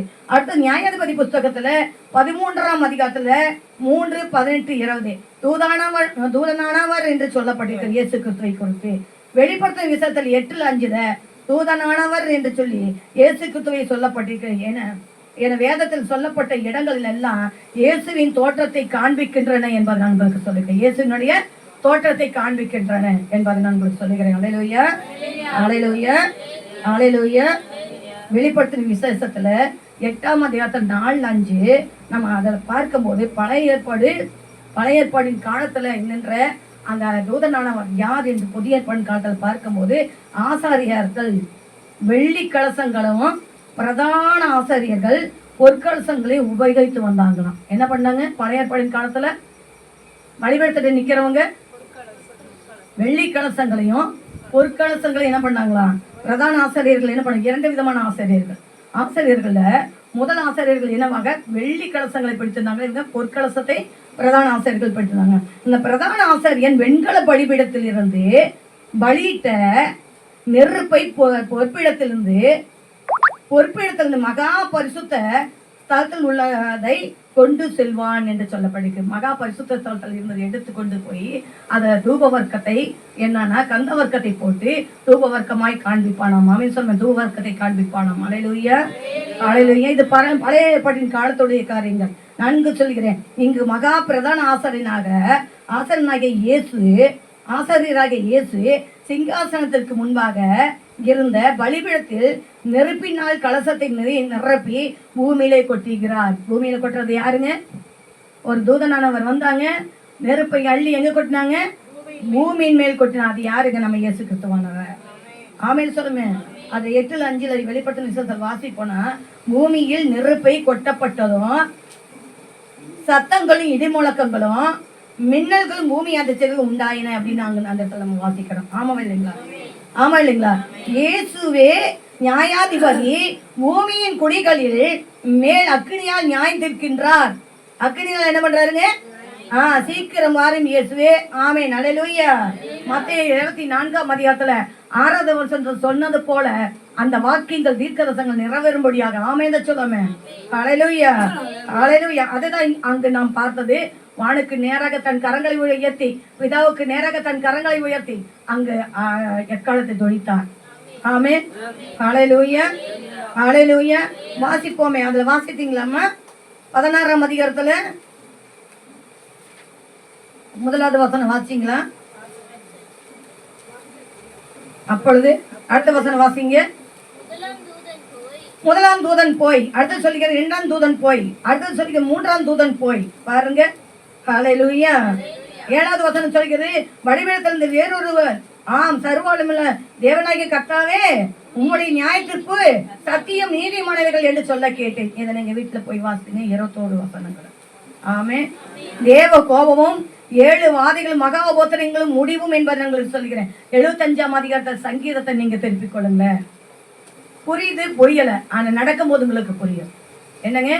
பூமியில சம்பவிக்கும் போது உங்களுக்கு புரியும். வாசிங்க. அதுல 75ஆம் அதிகாரத்துல சங்கீதத்துல 8-10 வாசிங்க. கலங்கி பொங்குகிற என்னமா? மதுபானத்தினால் நிறைந்த பாத்திரம் கர்த்தருடைய கரத்துல என்ன இருக்குதுங்க? கர்த்தருடைய கரத்துல என்ன இருக்குதுங்க? இன்னொரு கதை வாசித்து சொல்லுங்களேன். என்ன இருக்குதுன்னு? மதுபானத்தினால் நிறைந்த ஆமென். அல்லேலூயா, அல்லேலூயா, அல்லேலூயா. பாருங்க, பூமியில் உள்ள துன்மார்க்க யாவரையும் அதன் மண்டல்களை உறிஞ்சி குடிப்பார்கள், நானும் என்றென்றைக்கும் அறிவித்து கரங்கள் கட்டி கத்துக்கு மேலே செலுத்துவோமே. தேவ கோபம் ஆலையில் மிதிக்கப்படுகிறவர்களாக இருப்பார்கள். ஆலையில கலசங்கள்ல இருந்து அக்னியால் மட்டும் தீக்கரையாக்குறவர் அல்ல, அடுத்து அவர்களை பிடித்து என்னன்னா ஆலையில மிதிக்கக்கூடியவராக இருக்கிறார். ஆமென் சொல்லாம ஒரு கடிவாளம் மட்டுமாக கடந்து போனது நம்ம வாசிக்கிறோமா இல்லைங்களா? வெளிப்படுத்தின விசேஷத்தில் வாசிக்கிறோமா இல்லைங்களா? அல்லேலூயா. நான் உங்களுக்கு சொல்லிக்கிறேன், 15ஆம் அதிகாரத்துல 6வது வசனத்தை வாசிங்க. வெளிப்படுத்தின விசேஷத்துல வாசிங்க.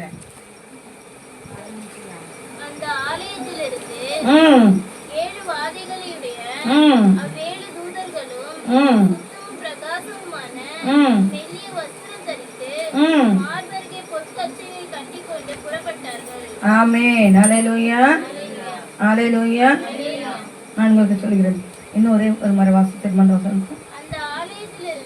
அந்த ஆலயத்திலிருந்து 7 வாதைகளுடைய 7 தூதர்களும்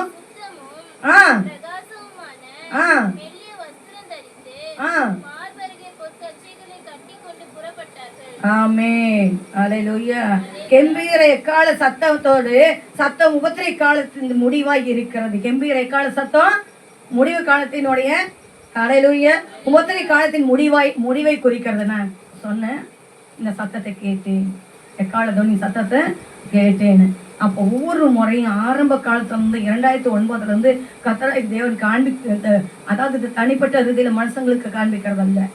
நம்ம தீர்க்கதரிசனம்ங்கிறது சவுளை போல குடும்பத்துக்காகவும் நம்ம சபைக்காக நமக்காக அல்ல, தேசத்தில் வரப்போகிறதை எச்சரிக்கிறதான தேவனாகி கர்த்தர் தீர்க்கதரிசியான ஆவியான நமக்கு இருக்கிறார். ஆமென். வரப்போகிறது முன்னதாக என்ன பண்றாருங்க? தரிசித்து காண்பிக்கக்கூடியவராக இருக்கிறார். ஆமென் சொல்லாம அல்லேலூயா. தெளிவாய் கேளுங்க, தெளிவாய் உங்க இருதய பலகையில எழுதி வைத்துக்கங்க, சிந்தையின் பலகையில எழுதி வைத்துக்கங்க. ஆமென் சொல்லாம அலையிலேயே சொல்லுவாங்க, அலையிலேயே சொல்லுவாங்க. பாருங்க, அந்த சத்தம் எப்படிப்பட்டதா இருந்தங்க? நான் பார்த்த சத்தம் எப்படியாக இருக்குதுங்க? ஐயா, கொரோனா வைரஸ் வர்றதுக்கு முன்னாடி நமக்கு வெளிப்படுத்தினாரா இல்லைங்களா? சொன்னமா இல்லைங்களா? வந்ததா இல்லைங்களா? ஆதார் வர்றதுக்கு முன்ன சொன்னாரா இல்லைங்களா? சுனாமி வர்றதுக்கு முன்ன சொன்னாரா இல்லைங்களா? எல்லாமே நடந்து ஈடேறிச்சா இல்லைங்களா? ஒவ்வொரு தரிசனங்களும் ஒவ்வொரு பகுதிக்கும் காண்பிக்கப்பட்டதை நிறைவேற்றின தேவன் இதையும் நிறைவேற்றுவார். ஆமென். ஆனால் நம்ம பாக்கியவான்கள் என்பதை நான் விசுவாசிக்கிறேன். ஆமென். நமக்கு அறிவிக்கிறாரே முன்னதாகவே, இந்த வீட்டிலிருந்து நியாயப்பிரமாணம் புறப்படும் என்று சொன்னார், நியாய தீர்ப்பு புறப்படும் என்று சொன்னார். இந்த வீட்டிலிருந்து தானே நியாய தீர்ப்பு புறப்படும் என்று சொல்லி 2005 சொன்னார். ஒரு வார்த்தைகள் என் செவியில எட்டப்பட்டது, அது இன்று வரை நிறைவேற்றி வந்து கொண்டிருக்கிறார். ஆமென் சொல்லாம அல்லேலூயா, அல்லேலூயா. பாருங்க, கெம்பீர எக்கால சத்தம் உபத்திரை கால முடிவை குறிக்கிறது. 7 தூதர்கள் வருகின்றார்கள். 7 தூதர்கள் கடந்து வருவதாக நாம் பார்க்கிறோம். 7 தூதர்களும் கோப கலசங்களை இடைவெளி இல்லாமல் ஊற்றுகின்றார்கள். அப்ப இடைவெளியே கிடையாது. என்னங்க, இடைவிடாம என்ன பண்றாங்க? அடுத்து பூமியில என்ன பண்ணி இருக்கிறாங்க? கொட்டிக்கிட்டே இருக்கிற வேலைதான். அல்லேலூயா. இதான் மகாபத்திரி காணும். திரும்ப சொல்ற, கைவிடப்பட்டுட்டா ரொம்ப கொடுமையானவைகளை பூமியில சம்பவிக்க வேண்டியது வரும் நம்மளுக்கு சொல்றேன். அல்லேலூயா, அல்லேலூயா. நேற்றுக்கு முந்தின நாள்ல ஒரு தண்டனை, ஏதோ ஒரு நாட்டில் தண்டனைக்குரிய பார்த்தேன். அந்த தண்டனை பார்க்கும்போது பாருங்க, எலிகளை என்ன பண்றாங்கன்னா எலிகளை விட்டு மனுஷர்களை கடிக்க விடுவாங்க. இன்னைக்கு அந்த தண்டனை இருக்குதான். வித்தியாசமான தண்டனைகள் பாருங்க. ரொம்ப ஒரு கொடூரமான தண்டனை இல்லைங்களா? அந்த மனிதனை சிலுவையில மாட்டுறாங்களா, சிலுவையில அறையவும் செய்யறாங்களா, எலிகளை விட்டு கழிக்கவும் விடுறாங்களா? என்னன்னா அந்த எலிகள் என்ன பண்ணுமா, சிலுவை எல்லாமே அந்த எலிகள் என்ன பண்ணுமா, அவனுக்கு வந்து ஏதோ ஒரு தண்டனை கொடுத்து அவன் மேல உப்பு தண்ணி. சரி, இப்போ எனக்கு ஞாபகம் வந்தது. என்னென்ன கொடூரமான தண்டனைனா, ஒரு மனிதன் தப்பு பண்ணிட்டானா என்ன அந்த நாட்டில் என்ன பண்றாங்க, உப்பு தண்ணி முழுவதுமாக அவனுக்கு ஊற்றுறாங்களாம். உப்பு தண்ணி உப்பை கரைச்சு என்னன்னா, இந்த உப்பு தண்ணி வந்து உப்பு சுவை வந்து எலிக்கு ரொம்ப பிடிக்கும். அது என்ன பண்ணுமா, கறந்துக்கிட்டே இருக்குமா. அந்த கறந்த கறந்த கறந்த கறந்த என்னாகுமா, அந்த தோல் உரியும். அந்த தோல் உறிஞ்சி அது கறந்த கறந்த கறந்த கறந்த அந்த ரத்தத்தின் அடுத்ததாக புசிக்க ஆரம்பிக்கும். அவனுடைய வேதனைகள் அதன் மித்தமாக பாடு அனுபவித்து அவன் மரணம் அடைவானா. சிலர் அதுல இருந்து தப்பிக்கிறோம்னு இருக்கிறாங்க பாருங்க. ஹல்லேலூயா, ஹல்லேலூயா. தேவ ஜனமே, தண்டனைகளை பல தண்டனைகளை நான் பார்த்தேன் யூடியூப்ல. பழைய காலத்துடைய தண்டனைகள்லாம், இப்போ இருக்கக்கூடிய தண்டனைகள் நான் பார்க்கிறேன். செய்திகளை டெய்லி ஹேண்டல்ல நான் பார்க்கிறேன். ஹல்லேலூயா. நான் உங்களுக்கு சொல்லுகிறேன், ஹல்லேலூயா. இப்பொழுதே இந்த தண்டனை என்று சொன்னால், மனிதாபிமானம் உள்ள நாட்களே இந்த தண்டனை சொன்னால், மனிதாபிமானமான செத்து போகக்கூடிய அவனுடைய ஆட்சியின் காலத்துல தண்டனை பெரிதாய் இருக்கும் என்பதை நான் உங்களுக்கு சொல்லுகிறேன். கைவிடப்பட்டால் மகா கொடுமையானது நாம் அனுபவிக்க வேண்டியது வரும் என்பதை உங்களுக்கு சொல்லுகிறேன். நாம் செய்ய வேண்டியது என்ன? சகை போல நாம் நம்மளை வெறுமையாக்க வேண்டும். கொன்னலின் குடும்பங்களைப் போல நாம் தேவனுக்கு தேவ பக்தி உள்ளவர்களும் கர்த்தருக்கு பயந்து நடக்கக்கூடியவர்களும் எப்பொழுதும் தர்மம் பண்ணக்கூடியவர்களும் ஜெபிக்கக்கூடிய ஒரு குடும்பமாய் இருக்க வேண்டும். ஆமேன் சொல்லாமே. தர்மம் என்பது 2 விதமான தர்மங்கள். என்னென்று சொன்னால், ஒருவேளை அவர் ஐஸ்வர்ய சமணராய் இருந்தபடினால ஏழைகளுக்கு உதவி இருக்கக்கூடும். 2வது என்னன்னு சொல்ல பார்க்கும்போது, மற்றவங்களுக்கு அதன் வாயிலாக சத்தியத்தை சொல்லி இருக்கக்கூடும். ஆமே. அழிந்து போயிற ஆத்துமாக்களை தேவனாண்டை சேர்த்து இருக்கக்கூடும். ஆமேதான் சொல்லாமே. இந்த ஜெபமும் தர்மம் பரலோகத்துக்கு எட்டப்பட்டது என்று வேதம் சொல்லுகிறது. ஆமேதான் சொல்லாமே. ஹல்லேலூயா, ஹல்லேலூயா.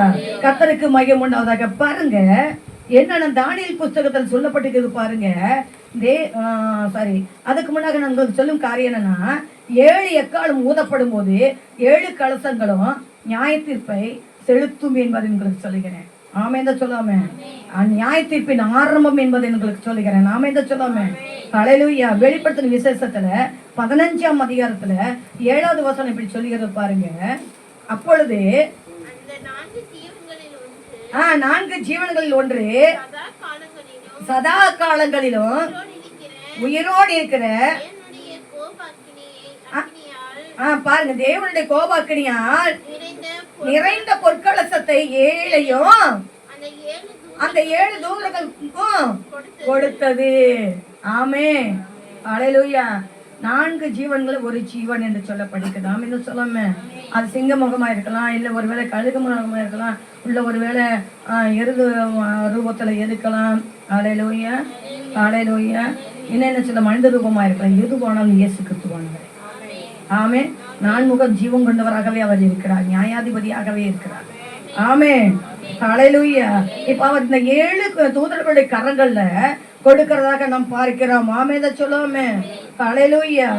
அதை நம்ம பார்க்கலாம். பாருங்க, சங்கீதத்துல 78 8 10 நம்ம வாசிக்கிறோம். தேவன் செய்த நன்மைகளை மறந்தபடினால இவர்களுக்கு மேலாக நியாய தீர்ப்பை கொடுக்கிறார். தேவன் செய்த யாரு மூலியமா நன்மை செய்வாருங்க? சொல்லுங்களேன். யாரு மூலியமாக நன்மை செய்வாரு? யாரை கொண்டு அற்புதங்களை செய்வாரு? யாரை கொண்டு விடுதலை கொடுப்பாரு? யாரை கொண்டு அற்புதங்களை செய்வாரு? சொல்லுங்களேன். யாரை கொண்டு பரலோக ராஜ்யத்தின் ரகசியங்களை பேசுவாரு? யாரை கொண்டு பரலோக ராஜ்யத்துடைய சகல நன்மைகளை பெற உதவி செய்வாரு? ஊழியக்காரங்களை கொண்டு தான். ஆமேதான் சொல்லும். ஊழியக்காரர்களை கொண்டு என்ன பண்ணுவாருங்க?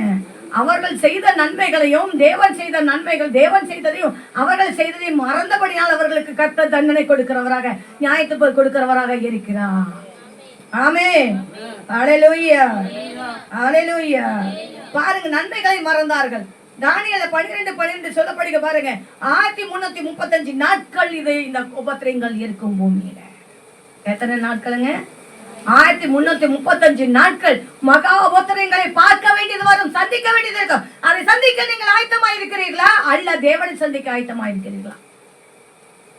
தேவனை சந்தித்தால் சந்திக்க வேண்டும் என்றார் நாம் அவரை போல இருக்க வேண்டும். ஆமென். அவரை கேட்ட கிரிகள் நமக்குள் இருக்க வேண்டும். ஒரு மனம் இருக்க வேண்டும்.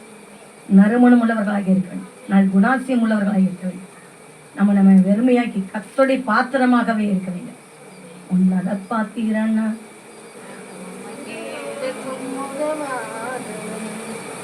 அழகின் பாத்திரன்னா. ஆமென். ஹல்லேலூயா. உன்னத பாத்திரம் நான், அவர் அழகின் பாத்திரம் நான் என்று சொல்றார். ஆமென். ஹல்லேலூயா. நம்ம என்ன பாத்திரமா இருக்கணுங்க? உன்னத பாத்திரமாக அவருடைய கரத்தில் இருக்கிற அலங்காரமான கிரீடமும் ஆமென். ஹல்லேலூயா. அலங்காரமான பாத்திரமாக இருக்க வேண்டும். ஆமென் சொல்லுவாங்க. ஹல்லேலூயா. தானியேல் 12:12 சொல்லப்படுது பாருங்க. மகாபோத்திரிய காலம் எப்பொழுது என்று சொல்லி தொடங்குறீங்களா? 3 ஆண்டு காலம், 360 நாட்கள், அதாவது 1260 நாட்கள். தானியேல் சொல்கிறார் பாருங்க, 1335 நாட்கள் என்று சொல்கிறார், 1260 நாட்கள் என்று சொல்கிறார். அநேக கோபாக்கினின் காலங்கள் வந்து 75 நாட்கள். எத்தனை நாட்களுங்க? ஆக மொத்தம் எத்தனை நாட்களுங்க? 75 நாட்கள். ஆமென் சொல்லாமே. ஹல்லேலூயா. சங்கீதக்காரர் இதுதான் சொல்றார். 75ஆம் சங்கீதத்துல 8:10, அந்நாளிலே துன்மார்க்கர்கள் யாவரும் உறிஞ்சி குடிப்பார்கள். எதை உறிஞ்சி குடிப்பாங்க? அவருடைய கோப அக்கினி என்கிறவன வண்டல்களை உறிஞ்சி குடிப்பார்கள். கர்த்தருடைய பிள்ளை, கர்த்தரை நான் ஜெபிக்கிறேன், துதிக்கிறேன், நான் நம்பிக்கை இருக்கிறேன், நான் செயல்படுகிறேன் என்று சொல்லிக்கிட்டு கர்த்தரை கேட்ட கிரிகளை அல்லாதவர்கள் எல்லா துன்மார்கள், மார்க்கம் தப்பி நடக்கிற, வேத மார்க்கத்தை தப்பி நடக்கிறவர்களா துன்மார்க்கர்கள். ஹல்லேலூயா, ஹல்லேலூயா, ஹல்லேலூயா. இவர்கள் எல்லாம் கர்த்தர் தண்டிக்கிற காலமாக இருக்கிற வெளிப்படுத்தும் விசேஷத்துல தெளிவா சொல்லி 11ஆம் அதிகாரம் 14வது வசனம் சொல்கிறது பாருங்க. இரண்டாம் ஆபத்து கடந்து போனது, இதோ 3ஆம் ஆபத்தும் கடந்து வருகிறது என்று சொல்லி பாருங்க. முதல் ஆபத்தே கொடுமையா இருக்குன்னா, 2ஆம் ஆபத்து அதை விட கொடுமைனா, 3ஆம் ஆபத்து அதை விட கொடுமையாக, இப்படி அடுக்கடுக்காக கடந்து போய் கொடுக்க. அந்த ஆபத்துக்குள்ளாக நாம் சந்திக்கக்கூடியவர்களாய் இருக்கக்கூடாது. அந்த ஆபத்துகளுக்கு என்னன்னா விலக்கி நம்மளை காத்து கொள்ளக்கூடியவர்களாய் இருக்க வேண்டும். ஆமென். ஹல்லேலூயா. பாருங்க, அதுல 15வது வசனம் இப்படியாக சொல்கிறது பாருங்க. 7ஆம் தூதன் எக்கால ஊதினாரே, அப்பொழுது உலகத்தின் ராஜ்யங்கள் தம்முடைய கர்த்தருக்கும் அவருடைய கிறிஸ்துவுக்கும் உரிய ராஜ்யங்களாயின. அவர் சதா காலங்களிலும் ராஜ்யபாரம் பண்ணுவார் என்ற கெம்பீர சத்தங்கள் வானத்திலிருந்து உண்டானது. ஆமென். ஹல்லேலூயா. அந்த 7 எக்காலம் முடிஞ்சதுக்கு பின்னாக, அந்த 7வது எக்காலம் முடிந்ததுக்கு அப்புறம், அந்த வாதைகள் முடிஞ்சதுக்கு அப்புறம் தான் பாருங்க இந்த ராஜ்யம் யாருக்குரியதான் மாறுகிறது? நம்ம ராஜாவுக்குரியதாய் மாறுகிறது. ஆமென். நான் கடந்து வந்தமே ஒரு காரியத்தை சொன்னேன். என்னன்னா, எகிப்துல இருக்கும் பொழுது, சரி, அதுக்கு முன்னாடி ஆபிரகாம், ஈசாக்கு, யாக்கோபு என்பவர்களுக்கு ராஜாக்கள் இல்லை. அவரே அவர்களுக்கு ராஜாவாய் இருந்தார். அவள் சந்ததிக்கும் அவரே ராஜாவாய் இருந்தார். ஆமென். ஹல்லேலூயா. பாலும் தேனும் மூடும் கானானுக்கு கொண்டு வந்து வைத்த பின்பு பாருங்க, அங்கு நியாயாதிபதிகளை மோசையை தொடங்கி பாருங்க, சாமுவேல் மட்டுமாக நியாயாதிபதிகளை கர்த்தர் ஏற்படுத்தினார். இஸ்ரவேல் ஜனங்கள் நியாயம் விசாரிக்க ஏற்படுத்தினார். அவர் ஞான தெற்றிக்காரனாகிய தீர்க்கதரிசி மட்டுமல்ல சாமுவேல். ஹல்லேலூயா, ஹல்லேலூயா, ஹல்லேலூயா சொல்லுவாமா, ஹல்லேலூயா சொல்லுவாமா. ஞான தெற்றிக்காரன் நியாயாதிபதி மட்டுமல்ல, அமைந்த சொல்லுவேன், சாரி, நியாயம் விசாரிக்கக்கூடியவராக இருந்தார். சிறந்த ஊழியக்காரனாக இருந்தார். பலியிடுகிற ஆசாரியனாக இருந்தார். ஆமென் சொல்லுவேன். பலி செலுத்தக்கூடியவராகவும் இருந்தார். ஆமென் சொல்லுவேன். இஸ்ரவேல் ஜனங்களை நியாயம் விசாரிக்கக்கூடியவராக இருந்தார். ஆமென் சொல்லுவேன். ஆனால் இந்த ஜனங்கள் என்ன செய்தார்கள்? அந்த நியாயாதிபதியை தள்ளினார்கள். ஆமென் சொல்லுவேன். நியாயாதிபதியை தள்ளினார்கள். அப்பொழுது அவர் எங்க கடந்து போனார் தெரியுங்களா? துக்க முகத்தோடு தேவனாண்டை கடந்து போனார். ஆமென் சொல்லுவேன். துக்க முகத்தோடு தேவனாண்டை கடந்து போன பொழுது அவர் சொன்னார், நீ எந்த மட்டும் சாமியல நீ துக்கித்து கொண்டு இருப்பாய், உன்னையெல்லாம் சாமியல என்னதான் அந்த ஜனங்கள் தள்ளினார்கள். ஹல்லேலூயா, ஹல்லேலூயா. நான் அவர்களுக்கு ராஜாவாக இதுவரை இருந்தேன், இனி ராஜா அவங்களுக்கு தேவை என்று சொல்லிக்கிறபடினால அவங்களுக்கு ராஜாக்களை ஏற்படுத்தி கொடு, அவங்க இப்படிதான் நடத்துவாங்கன்னு சொல்லு. ஹல்லேலூயா, ஹல்லேலூயா. அன்று அவர்களை விட்டு விலகினதான ராஜா இப்பொழுது இந்த கடைசி முடிவில் அந்த 7 வாதைகளுக்கு பின்பாக அவர் நமக்கு ராஜாவாக வரப்போகிறார். ராஜ்ய பாரத்தை நமக்கு ஸ்தாபிக்க போகிறார் என்பதை நான் உங்களுக்கு சொல்லுகிறேன். ஆமென். ஹல்லேலூயா, ஹல்லேலூயா. கர்த்தருக்கு மகிமை உண்டாவதாக. ஆமென் சொல்லுவோமே. 18வது வசனத்துல சொல்லுகிறேன். என்ன சொல்லுது தெரியுங்களா? வாசிங்க 11ஆம் அதிகாரத்துல 18வது வசனம். ஜாதிகள் கோபித்தார்கள், அப்பொழுது உம்முடைய கோபம் மூண்டது. யாருடைய கோபம் மூண்டதுங்க? ராஜாவுடைய கோபம் மூண்டது. ஜாதிகள், அதுதான் வேதம் தெளிவா சொல்லிக்கிறது. மனிதனுடைய கோபம் ஒரு காலம் என்ன பண்ண முடியாதுங்க, நியாயத்தை நடப்பிக்க மாட்டாது. ஆனா தேவனுடைய கோபம், ஹல்லேலூயா, ஹalleluya. ஜனங்களுடைய கோபம் ஒண்ணுமே பண்ணாது. ஆனா தேவனுடைய கோபம் ஒரு நிமிஷத்துல மனிதர்கள் அழிந்து விடுவார்கள், தேசமும் அழிந்து விடும். ஆமென். ஹalleluya. இன்னொரு தரிசனங்களை பார்த்தேன், கடந்த வாரத்தில் சொன்னேன்னு எனக்கு தெரியாது. ஊட்டி மழையானது பாருங்க, அப்படியாக பகுதியாக என்ன பண்ணுச்சுங்க சொல்லிச்சேன். நாம என்ன சொல்லாம ஹalleluya. இதுவும் நடந்து விடக்கூடாது என்று சொல்லி நம்ம கடந்த வாரத்தில் என்ன பண்ணுங்க, ஜெபம் பண்ணினோம். நாம என்ன சொல்லாம ஹalleluya.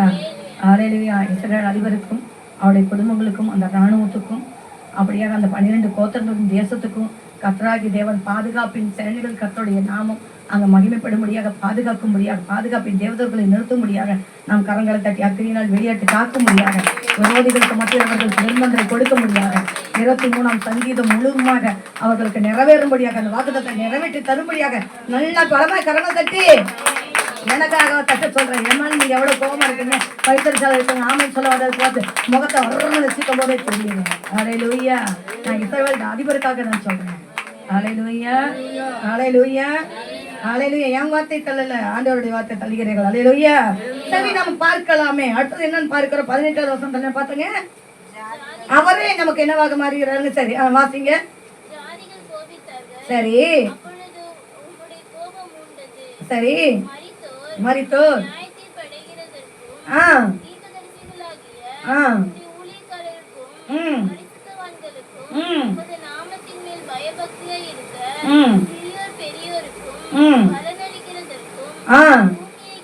Super super super. கெடுக்கிறவர்களை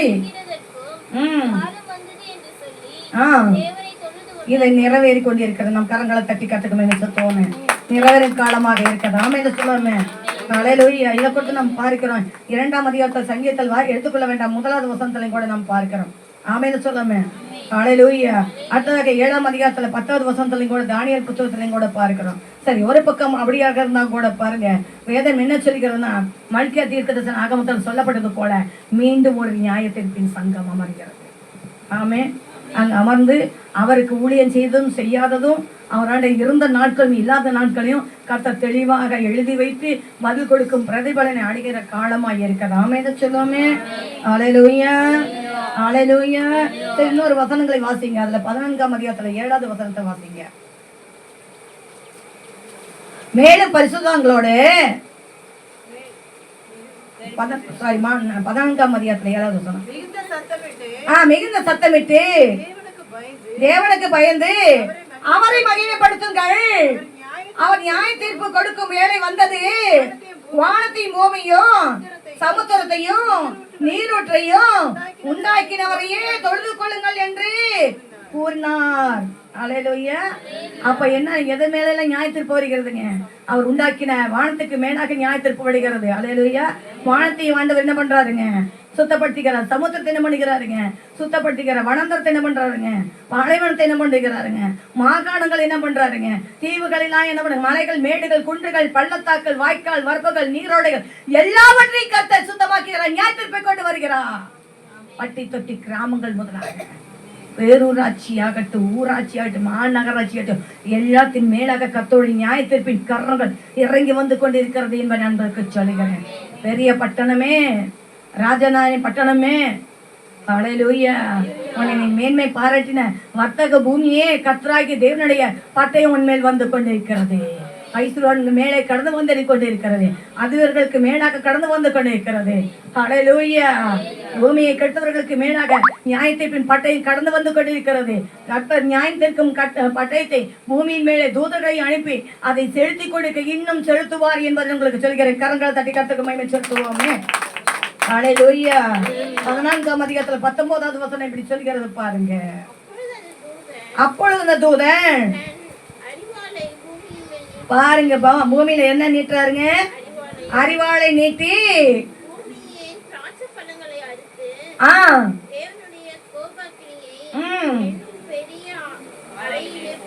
ஆளையிலே போட்டாங்க.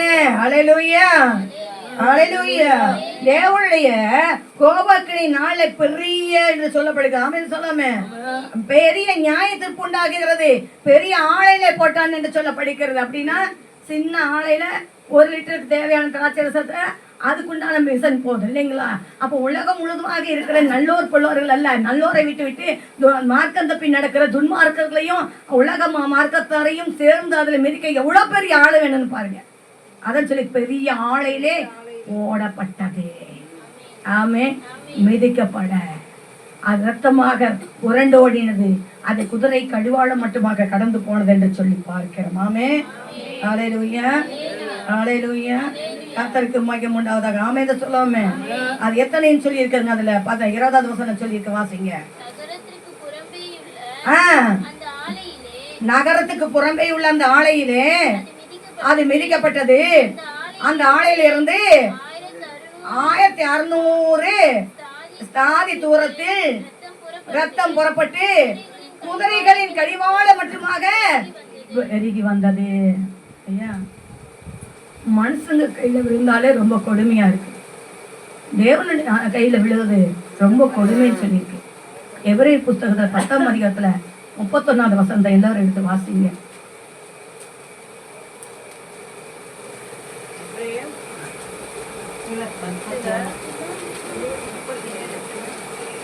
ஜீவனுள்ள தேவனுடைய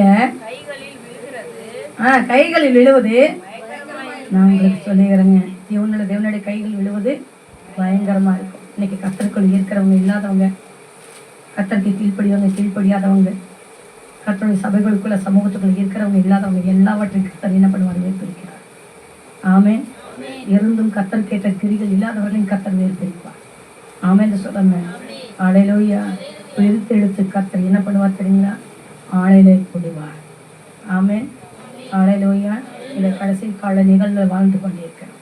முடிவு அவர் ஒருவேளை முடிவை கொண்டு வரலாம். அதுக்கு முன்னாக பூமியில இருக்கிற ஓத்தரிக்கு சகிப்பவன் யார்? அவருடைய கோபத்தினை நாட்கள்ல அவருடைய கோபத்தின் நிமித்தமாக அதை சகிக்கக்கூடியவன் யார்? யாரால சகிக்க முடியும்? யோசிச்சு பாருங்க. கிருஷ்ணகிரியில இவ்வளவு மலைகள் பெய்யுது. கிருஷ்ணகிரியில என்ன அப்படின்னு பார்க்கும்போது மகா வெயிலம், வெயில்னால ஏதோ பிராணிகள் இதெல்லாம் செத்து போச்சு அப்படிங்கிற மாதிரி செய்தி ஏதோ மொத்தத்துல கிருஷ்ணகிரி மாவட்டத்துல மிகப்பெரிய வெயில் அப்படின்னு சொல்லி, அதனால யானைகள் என்ன பண்ணான், மணந்தத்திலிருந்து தண்ணிக்கு வந்து தண்ணியில நீராடுதான். வெயில் தாக்கம் தாங்க முடியாது. பாருங்க எவ்வளவு தூரத்துல இருக்குதுங்க, எவ்வளவு தூரத்துல இருக்குது பாருங்க. கர்த்தருக்கு ஸ்தோத்திரம். எப்போனாலும் அவருக்கு நாட்கள் தேவையில்லை. எப்போனாலும் என்ன பண்ணாங்க உங்களுக்கு தெரியும். ராமநாதபுரம் மாவட்டத்துல கிட்டத்தட்ட பாருங்க வானம் மேக வெடிப்பு சிதறிச்சான். மேகம் வெடிச்சு சிதறி 41 சென்டிமீட்டர் என்ன பண்ணிச்சுங்க மழை பெய்யுது. மக்களுக்கு உயிர் சேதம் இல்லை, ஆனா பல வீடுகள் தண்ணீரை மூழ்கிடுச்சான். பாம்பன் பாலமே பாருங்க அந்த தண்ணீர் மூழ்கி எல்லாமே ஒரே போல கடல் போல காட்சி அளித்தார். பாருங்க, என் தேவனாகி கர்த்தர் வானத்தை திறக்க 2 விதமாய் திறப்பார். ஒன்று அக்கினினால் திறப்பார், இன்னொன்று தண்ணீர்னால் திறப்பார். ஆனா நம்மளுடைய வாழ்க்கை எங்க இருக்கிறது? நம்முடைய வாழ்க்கை தரம் அவருக்குரியதா இருக்கிறதா அல்ல உலகத்துக்கு ஒத்ததா இருக்கிறதா? அவருக்கு ஏற்ற கிரிகள் நம்ம கிட்ட இருக்கிறதா, அவருக்கு அற்ற கிரிகள் இருக்கிறதா? யோசித்து பாருங்க, யோசித்து பாருங்க. என் விளைவின் நாட்கள் ஆண்டு சொன்னது தெரியுங்களா? உற்சாகத்தை ஆவியை தந்து என்னை தாங்கும் ஆண்டவரே, உற்சாக ஆவியை தந்து என்னை தாங்கும் ஆண்டவரே. இந்த சோர்வின் ஆவி விட்டு வெலனுள்ள ஆவியினால் கடந்து ஓடி இன்னும் அநேக மக்களுக்கு சொல்ல எனக்கு உதவி செய்யும் ஆண்டவரே. ஆமென், ஹல்லேலூயா. நேற்று தினத்தில் பார்க்கும்போது சூளைப்பகுதியில் தர்ம ஊழியத்துக்கு கடந்து போனப்பா, நேற்று தினத்தில் பிரெட்டு கொண்டு வர சொல்லியிருக்கோம். 11 மணிக்கெல்லாம் டானு கொண்டு வந்திருந்தேன்னு சொன்னான். அவங்க அப்படியாக டைமிங் ஆகி மணி 2 மணி ஆயிடுச்சு பாருங்க. அந்த எனக்கு மனசு சோர்வோடு உட்கார்ந்து, ஐயோ என் பிள்ளைகள் எல்லாம் வந்துட்டு பார்த்துட்டு போகிறாங்களே, இருந்துட்டு அவங்கவுங்க பாவம் முதிர் வயதில் பார்க்கும்போது முதிர் வயதில் இருக்கிற அத்தனை பேர் நான் அங்கே காரில் போய் இறங்குனதுமே பாருங்க, அங்கே பார்க்கணும் எல்லா பிள்ளைகளும் ஸ்தோத்திரம் பண்ணாங்க. வயசானவங்களாம் அம்மா சோத்திரம் சோத்திரம் சோத்திரம் சோத்திரம் சோத்திரம் எல்லாருமே ஸ்தோத்திரம் பண்ண ஆரம்பிச்சுட்டாங்க. ஹல்லேலூயா, ஸ்தோத்திரம் பண்ணுறாங்க, அழுகையை சொல்கிறாங்க. அம்மா உங்கள் முகத்தை பார்த்தாலே எங்களுக்கு மிகுந்த சந்தோஷம் அப்படிங்கிறாங்க. அப்படின்னு என் முகத்தில் என்னில் இருக்கிற ஆண்டவர் அப்படியாக வெளிப்படுத்திக்கிறார். ஆமே சொல்கிறேன். ஹல்லேலூயா, ஹல்லேலூயா. அப்போது நேராக நான் உட்கார்ந்து கொண்டு அதிசயங்கள் செய்கிறவர் நம் அருகில் இருக்கிறார், அற்புதங்களை அற்புதங்கள் செய்கிறவர் என்றும் நமக்குள் வசிக்கிற அந்த பாடலை பாடிக்கொள்ளுங்க. அற்புதம் செய்யுங்கப்பா எங்க வாழ்க்கையில, உண்மைத்தான். அந்த பாடல்களை 2 பாடலும் பாடிட்டு இருக்கும்போது தாயார் இங்க ஜெபம் பண்ணாங்க. அப்போ அவங்க என்னை பார்த்துட்டு சொன்ன வார்த்தைக்கு அந்த பிள்ளைகள்லாம், அம்மா நீங்க கவலைப்படாதீங்க, நீங்க சோர்ந்து போகாதீங்க, அது வந்தாலும் வரலினாலும் பரவாயில்லம்மா, அடுத்த வாரம் நீங்க எங்களுக்கு கொடுங்கம்மா, நீங்க அதுக்காக சோர்ந்து போகாதீங்க. அத்தனை பிள்ளைகள் என்ன பண்றாங்க, பேசிக்கிறாங்க. அல்லேலூயா, அல்லேலூயா. வரலன்னு அதை குறித்து கவலைப்படாதீங்கம்மா, நீங்க கவலைப்படாதீங்க, நாங்க இருக்கிறோம்மா, உங்களுக்கு நாங்க இருக்கிற உங்களோட கூட இருக்கிறோம், அதுக்காக நீங்க சோர்ந்து போகாதீங்கன்னு சொல்றாங்க. ஆமென் சொல்லாம பேசிக்கிறவர் நம்மளோட கூட இருக்கிறார், நம்மளோட கூட இருக்கிறார். ஆமென் சொல்லாம அல்லேலூயா, அல்லேலூயா. கர்த்தருக்கு மகிமையாக. சரி, இன்னொரு வசனங்களை வாசிக்கலாமே. 15:1 வாசிக்கல. 15:1. வானத்திலே மிகவும் ஆச்சரியமான வேறொரு அடையாளமாகிய கடைசியான 7 வாதைகளுடைய 7 தூதரை கண்டேன். அவைகளால் தேவனுடைய கோபம் முடிகிறது. வாசிங்க, அதுல 7வது வசனத்தை வாசிங்க. அப்பொழுது அந்த 4 ஜீவன்களில் ஒன்று சதா காலங்களிலும்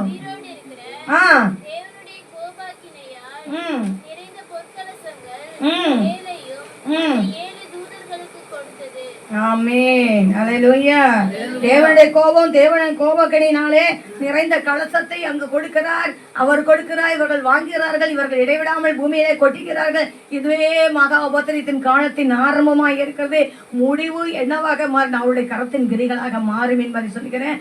அந்த மகா உபத்திரை காலத்துல நீங்களும் நான் சிக்குண்டு போகக்கூடாது என்று சொன்னால் ஒரே வழி, நானே வழியும் சத்தியும் ஜீவனும் என்று சொல்லியிருக்கிறார். அவருடைய வழிகளில் நாம் கடந்து போனால், அவருடைய சத்திய மார்க்கத்திலே நாம் நடப்போம் என்று சொன்னார், அவருடைய கட்டளைகளை கை கொண்டு நடப்போம் என்று சொன்னார், நிச்சயமாக உங்களுக்காக எனக்காக பரலோக ராஜ்யத்தில் அவர் நமக்காக காத்திருந்து நமக்காக வைக்கப்பட்ட கிரீடத்தை நமக்கு சூட்டுவார், வெண்வஸ்திரத்தை அடிப்பார். நாம் கரங்களை தட்டி கர்த்தருக்கு மகிமை செலுத்துவோம். அல்லேலூயா. அப்படியாக எல்லாம் முழங்கால் படியிடுவோம்.